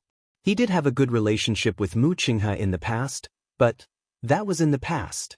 Not to mention other things, after he came to the illusory god palace, he had not even seen Wuxia's face. If Mu Hongyu had not told him this, he would not have known that Wuxia was the first oracle. Although Jian Fengqi had always felt good about himself, he still cherished his life very much. That was so many years ago. Maybe to him, it was a matter of his previous life. Jian Fengqi coughed and refused. Mu Hongyu snorted coldly. Because of the injustice she felt towards Wuxia, Jian Fengqi was now an eyesore to her. Little Hachi stretched and got up from the recliner, muttering in a low voice, "What are you doing? So noisy." Suddenly, a tall figure walked over and stood in front of her. The tall figure cast a shadow that instantly enveloped her. Her beautiful eyes narrowed slightly, and her mind was still in a daze. Brother Yanqing? Chapter 24-21. Her voice was soft and gentle. At this moment she was still rubbing her eyes with one hand and stretching her waist, revealing a slender and white waist. Against the dazzling and exquisite beaded tassels, it was even more clear and eye-catching. It was like a hand that could be easily grasped. Yanqing's hands behind his back slowly clenched. He looked away and his gaze fell on her face. She covered her face with one hand, only revealing a half-closed eye. Perhaps because she had just woken up, her eyes were still a bit watery. Charming and soft, yet clear and innocent. Like a gorgeous and fragile glass, but also like a flower in full bloom. No one could stop her beauty. Yanqing was stunned. Even if he was used to seeing this enchanting face at this moment, the few vague syllables that came out of her red lips at this moment, seemed to fall on his heart more clearly than the sound of the bell from the illusory god palace. A fierce blow. Suddenly he didn't know where to look. Little Hachi didn't notice the subtle change in his expression and only looked at him blankly. At this moment, she came back to her senses and smiled. "Why aren't you saying anything?" Yanqing held his breath for a moment, his eyes lingering on her smile for a moment. Then he said lightly, "Nothing, the gate of heaven is about to close. Seeing that you were still sleeping, I thought of waking you up." It was rare for him to say so much at once. Little 8 blinked and turned around to take a look. "I was wondering why he would ring the bell in the middle of the day." She stood up lazily. Although she wasn't interested in these things, she knew very well that the closing of the gate of heaven meant that countless cultivators in the illusory god palace would try to ascend to the heavens and become gods. It would be very lively. She still wanted to see this. Yanqing was originally standing in front of the recliner. When little Hachi stood up, the distance between the two was instantly shortened. A warm and fragrant wind blew over. It was the smell of her body. Yanqing calmly took a step back. Little Hachi glanced at him and secretly laughed. "Lord Yanqing, are you so afraid of me?" When she came back to her senses, she realized that she was still in her own courtyard, so she naturally reverted to how she addressed him. Yanqing's eyes drooped slightly and her voice was cold. Little Hachi misunderstood. The rest of his words suddenly stopped. A soft, boneless hand had already landed on his shoulder and gently patted him. "I was just joking." Yanqing Darren is upright and outspoken. It's not the first time this miss knows that she has restrained herself and returned to etiquette. Little Hachi smiled at him. "Thanks." Yanqing pursed her lips. However, little 8 quickly retracted his hand and walked towards Aunt 11 and the others while holding the corner of his skirt. "Aya, the heavenly gate is about to close. Why didn't you call me? I almost missed such a big show." The sound gradually faded away. 12th Nyang opened her mouth softly. "Sister 8, didn't you say that I wasn't allowed to wake you up when you were sleeping?" She said that it was a beauty sleep to maintain one's appearance. In the past, every time Sister 8 was woken up from her sleep, she would go berserk. Although Aunt 11 and Aunt 12 were well taken care of and did not suffer this kind of torture, they did see the scene of the other members of the 13th U being chased by her. Her heart palpitated. She looked at little Hachi strangely. "Sister 8, why aren't you angry this time?" Aunt 11's voice was calm as she reminded her. That's Sister 8's husband. He's different from us after all. Little Hachi, I already said that it was a misunderstanding. It really was a misunderstanding. At this moment, little Hachi suddenly felt a gaze on her. She subconsciously straightened her shoulders and raised her voice. Of course it's because the one who woke up Sister 8 was the one who hit the bell. It's not appropriate to vent your anger on Darren Yenqing. The two girls looked at her with their eyes wide open. That gaze seemed to have moved away again. Little Hachi's ears inexplicably heated up, and she hurriedly asked, "Cough, who hit the bell?" The two girls looked at each other and shook their heads. Of course it's the first oracle. Umo, who appeared out of nowhere, added. He's the only one who's qualified. Little Hachi looked at him strangely. How do you know? Umo, who told you to be so talkative? You were just watching the show in the dark on a whim, and now you're telling the truth. Yenqing glanced at him coldly, and had no intention of helping him. Umo looked up at the sky. This? Everyone knows. Really? Go out and ask, who hasn't heard of this in the illusory God Palace? Besides, it's obvious that it's the first oracle. Little Hachi stared at him for a while. Is that so? Uemo silently shut his mouth. Yenqing, this brat, really forgot about his brothers when he got a wife. Let's see how he's going to explain it to them later. Thinking of this, Umo's mood finally improved. He touched his chin and chuckled. Why haven't Master and His Highness Sync come out yet? Aunt 11 asked. Her voice immediately broke Umo's fantasy. The corner of his mouth twitched, and he turned around to look. It seems that Master's situation isn't any better. Dong. The sound of the bell came from afar and fell into her ears. Chu Liuyue's heart trembled. At this moment, a ray of light flashed through her mind. She almost couldn't control herself and placed the last piece. Clef, clang. The fragmented sounds of the zither had finally connected completely. The third zither music score, complete reunion. A gorgeous water droplet appeared in her dantian. Compared to the previous one, this one was much smaller. Then, without any warning, it suddenly slammed into the original one. Boom!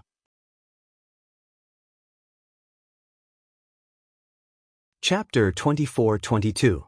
Chu Liuyue's mind buzzed, and she momentarily blanked out. However, she soon realized that the situation was different from what she had expected. Following this incomparably violent collision, the water droplet from before was suddenly split into two. The three water droplets that shone brilliantly were suspended in the air, facing each other. The third zither score did not merge with the first two. It was even dismantled. Chu Liyue was stunned. Suddenly, there was a fluctuation of energy in front of her. She looked up and saw that Rong Xiu had also raised his hand and placed the last chess piece. The black chess piece slashed down like a sharp blade. It completely cut off the reddish-gold chess piece's escape route. This round had finally come to an end. There was no doubt that Chu Liuyue's side was completely defeated. Rong Xiu's power was too strong and almost completely destroyed her chess piece. She exhaled softly and looked at the chess game for a while. Then, the corners of her lips curled up. A faint trace of blood was still faintly visible. I lost. Although she had said this many times, it was different this time. She lost very happily. So this is your real strength, she murmured softly and looked up. Her dark eyes shone with a faint light that was dazzling. All these years she had been trying to figure out Rong Xiu's strength, but it was hard to guess. Today she finally understood. Moreover, she knew very well that Rong Xiu's purpose in this game of chess was to help her merge the third zither score. She tried and found that the three water droplets could no longer merge. In other words, there was indeed a complete zither score in her body. However, it was divided into three parts, and they could not merge with each other.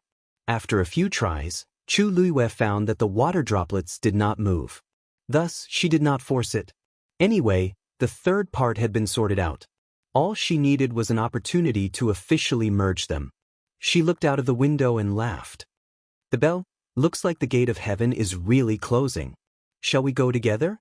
Rong Xiu waved his sleeve, and the chessboard between the two disappeared quietly. He finally got up and walked over. Chu Luiyue looked at him strangely. But, Rong Xiu came to her and bent down slightly. He grabbed her slender waist with his long arm and pulled her into his arms. Now, she had no strength in her body. Even moving a finger was extremely strenuous. Previously, she was barely holding on with her willpower. Now that Rong Xiu came, she instantly lost all her strength and fell into his arms. Before she could react, she felt her chin being pinched by a strong hand. She was forced to raise her head, and his kiss had already covered the sky and earth. He hugged her very tightly, as if he wanted to crush her and melt her into his flesh and blood.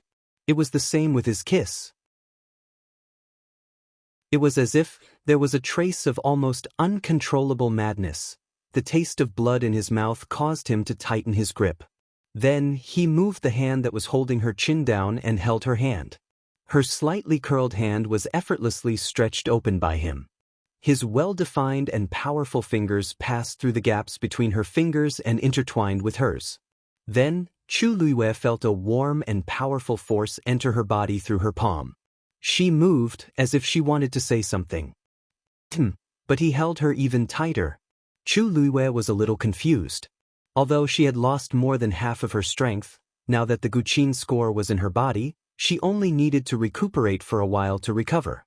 But Rong Xiu, she rarely saw him like this. No, or rather, she had never seen it before. It was as if he was desperately trying to hold on to something, with some kind of suppressed emotion that was about to burst out. Her heart suddenly ached. She raised her head slightly and licked his lips in response. She snuggled tightly in his arms. Even if her bones were about to be crushed by this force, she still wanted to give him more. Rong Xiu. Xiu. Her syllables were blurred between her lips and teeth, broken and overflowing. She said in a low and firm voice. This voice seemed to have finally woken Rong Xiu up. His movements slowed down and became much gentler. He finally let her go and kissed her lips gently, between her eyebrows and the top of her head. A low and slightly hoarse voice came from the top of her head. Wait for me in the illusory god palace. Chu Luiyue's body was still a little weak. She held his arm and leaned on his firm and warm chest. Her nose was very familiar with the cold fragrance that made her feel at ease. She was a little confused, but she remembered that Rong Xiu had said before that he would go to the illusory god palace with her, so she nodded. Okay. I'll wait for you. Creak. The door was opened from the inside. Everyone in the courtyard raised their eyes and looked over. Chu Luiyue's figure came into view. Little Hachi was happy at first, then looked behind her and asked curiously, Master, where is His Highness the Holy Sun? Not coming? With that person's strength, it didn't seem difficult for him to enter the illusory god palace. Chu Luiyue said, He's a little late. Let's go first. Perhaps it was because of the nourishment of Rong Xiu's power, her body had almost recovered in this short period of time. Her face and lips were originally very pale, but after being held in his arms for a while before coming out, it was basically not too obvious. So no one could see anything wrong with her. Chu Luiyue turned around and closed the door. From the corner of her eyes, she saw Rong Xiu standing in the room, quietly looking at her. The light from outside came in, reflecting half of his face in light and half in darkness. Half was immersed in the bright light, half was immersed in the cold. Like the intersection of light and darkness. Untouchable. Digression, 6 o'clock.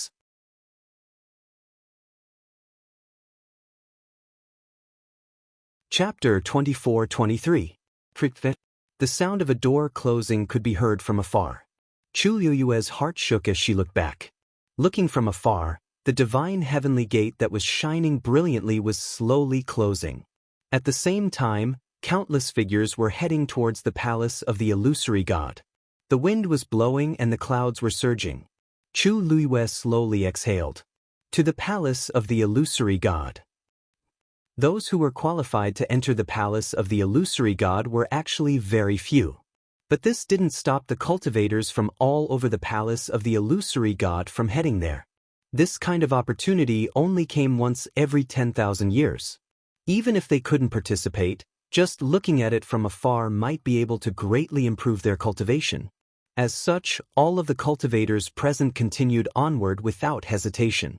Chu Liyue's steps were light and slow, neither fast nor slow. On the one hand, she wasn't in a hurry. On the other hand, she was still recovering her strength. The surrounding heaven and earth energy surged into her body silently, nourishing every inch of her flesh, blood, tendons, and bones. But the 3 parts of the zither score still showed no signs of merging. Behind her, Mu Hongyu and the others followed. On the way, they met many people who were obviously heading towards the palace of the illusory god. All kinds of gazes fell on Chu Liyue and the others. Envy, jealousy, respect, unease. Everyone knew that not only Chu Liyue herself, but also the people around her, had obtained the qualification to enter the palace of the illusory god. How could they not think? At first, no one took her and the people around her who didn't have bloodline power seriously, but now, Chu Liyue turned a blind eye to these gazes and just calmly walked forward. They quickly arrived at the gate of the palace of the illusory god. At this time, the 5th divine envoy, Ruan Jianfeng, was guarding the gate. The originally tightly shut door was now wide open. Many people had already gathered in front of the gate. Seeing Chu Liyue and the others arrive, the crowd automatically parted to make a path. Chu Liyue stepped in. Mu Hongyu followed behind her. The rest of the people stayed behind. Watching Chu Liyue and Mu Hongyu walk in, little Hachi crossed her arms and sighed. "Sigh, I also want to go in." "Me too." And me." 2 voices sounded at the same time. Little Hachi stared blankly at Aunt 11 and Aunt 12 who were standing side by side behind her. At this moment, the 2 girls were staring at the illusory god palace in front of them. If it wasn't for Ruan Jianfeng guarding the door, the 2 of them would have already rushed in. Little Hachi's mouth twitched. She was just casually saying it to express her sincerity, but these 2, why did it seem like they really wanted to go in? She looked in the direction of their gazes. The door was wide open. Walking straight ahead was the holy jade of primal chaos and the white jade pillars that surrounded it. The primal chaos holy jade was dark and silent. At the top of the white jade pillar, a flame burned brightly. This doesn't seem to be wrong? That's the sacred primal chaos jade. Aunt 11 stared straight ahead, her tone was very certain. Little Hachi blinked. "Yes, what's wrong?" Aunt 11 didn't say anything else. Little Hachi was helpless and turned to look at Aunt 12. I said, looking at Aunt 12 who was holding her heart with her hands, her cheeks flushed red with yearning and envy. Little Hachi tactfully swallowed the rest of her words. They were indeed twins. When faced with such a situation, their reactions were exactly the same. Well, Aunt 12 seemed to be more excited. "What's so good about the holy jade of primal chaos?" Little Hachi's beautiful eyes turned. She leaned closer and asked in a low voice, "Sister 11, Sister 12, what are you looking at? Can you tell Sister 8? Aunt 11 raised her hand. "The holy jade of primal chaos is missing a piece." Aunt 12 nodded vigorously. "It's missing a big piece." Little Hachi. "I know so?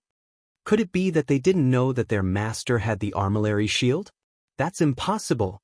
I've been talking to them for a while now. Logically speaking, I should have said everything I could say." She looked in that direction blankly for a few more times, but it was to no avail. After hesitating for a while, little Hachi decided to give up. She couldn't figure it out, she couldn't figure it out. She should just wait and see. Aunt 12 gently pulled Aunt 11's sleeve and asked softly, "Elder sister, do you think we can defeat the 5th divine emissary?" Little Hachi? Aunt 11 calmly shook her head. Aunt 12's eyes were filled with disappointment. "Then it seems that we can't go in." Aunt 11 suddenly took out 2 jade bottles and handed one to Aunt 12. "Fill your stomach first. Only then would you have the strength to fight." Although she didn't say the second half of the sentence, Aunt 12 instantly understood and immediately took the bottle. Little Hachi's eyelids twitched violently. The 2 of you, are you planning to fight the 5th messenger?" 12th lady choked and swallowed a pill with difficulty.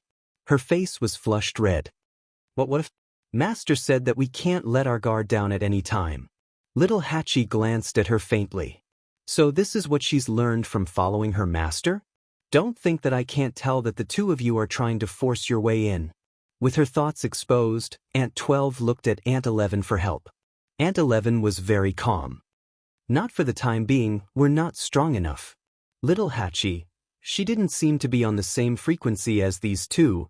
Did this mean that as long as they were strong enough, they would really have to fight? After thinking about it carefully, little Hachi decided to fulfill her duty as Sister 8. You're still young. Don't think about fighting and killing all day. How can you solve problems with violence when you encounter them? The two girls looked over at her together.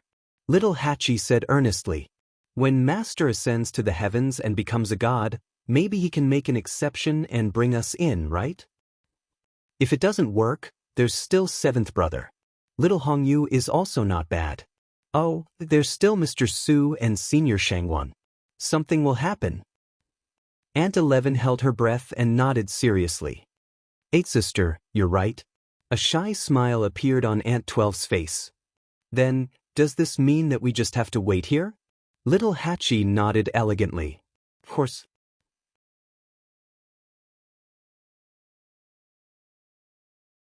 Chapter 24-24. More and more people gathered outside the gate of the illusory god palace.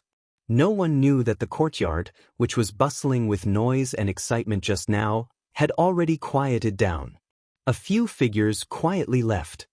After Chu Luiyue entered, she quickly met Su Li and Shangguan Jing, who came to welcome her. Little you, you're finally here. Su Li quickly stepped forward.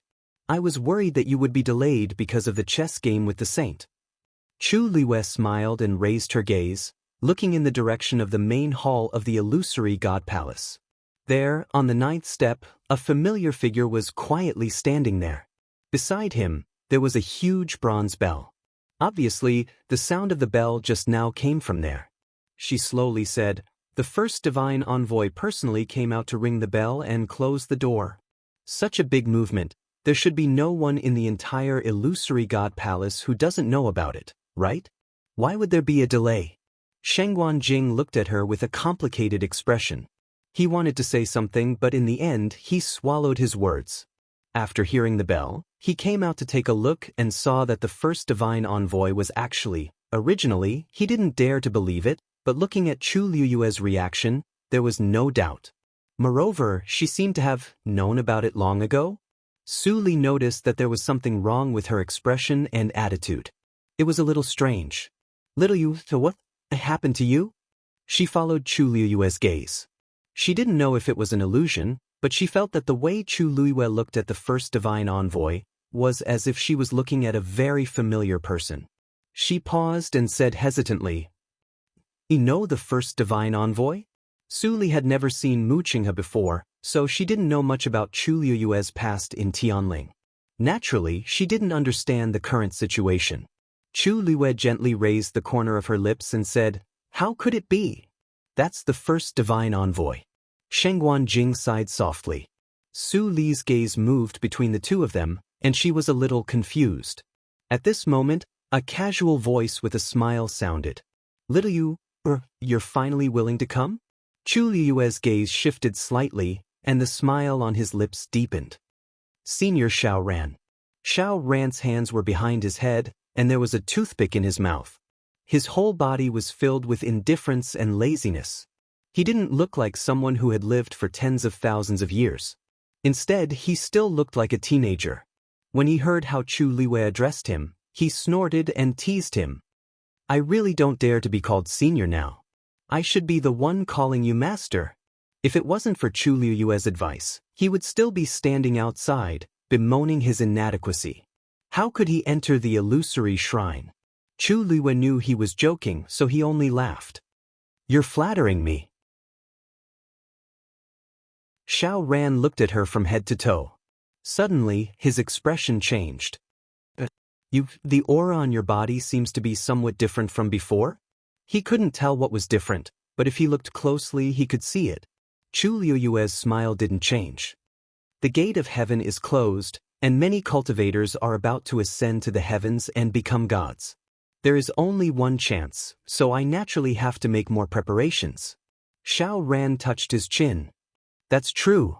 Although it had always been said that cultivators without bloodline totems would never be able to ascend to the heavens and become gods. But for some reason, he felt that Chu Luiwei had this hope. Maybe it was because she had done too many shocking things in the year she had been in the illusory god palace. Back then, everyone thought that she would be forced to leave after staying here for a month.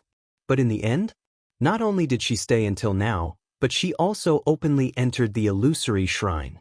Most of the people outside had bloodline totems, but in the end, they were still watching from the outside.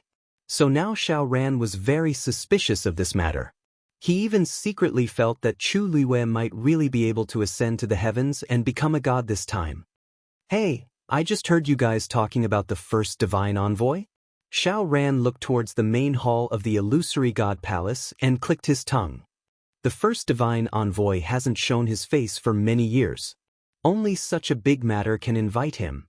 At this moment, several figures appeared one after another at the bottom of the 9 steps of the main hall of the illusory god palace. Chu Luiwei narrowed her eyes slightly. She was familiar with most of them. The other divine envoys have also arrived, she said softly. Xiao Ran nodded. Thus, according to the usual practice, all the divine envoys have to come. As far as the eye could see, Yu Qian and Jin Yunlai had already arrived. Xu Jing and Mu Dongyu were also behind them. There was also one more person that Chu Luiwei hadn't seen before. Who is that? She asked. Xiao Ran took a closer look. You mean the person next to the second divine envoy? That's the third divine envoy, Fan Yunxiao. Chu Luiwei said, I don't think I've heard of this person before. The third divine envoy usually stays in the illusory god palace and is mainly responsible for the flow of water and accounts. It's normal that you haven't seen her before. Chu Luiwei raised her eyebrows slightly. So that's what the third divine envoy does? It's really interesting. Xiao Ran looked at her strangely. What's wrong? What's wrong? Nothing. I just suddenly thought of someone. Chu Luiwei thought of someone's chubby face. Our third divine envoy also likes to read accounts. It's just that I haven't seen him for a long time. I wonder how Sanson and the others are doing in the Peach Blossom dock. Xiao Ran nodded in understanding and laughed. I see. But it's not strange. The 13 divine envoys of the illusory god palace have their own duties. The third divine envoy, Chu Luiwei's heart suddenly skipped a beat. She suddenly looked up. What did you say? The illusory god palace has 13 divine envoys? You're tuning in to the Han Li's Immortal Journey YouTube channel. Don't forget to subscribe and join us on this journey to catch the most captivating stories.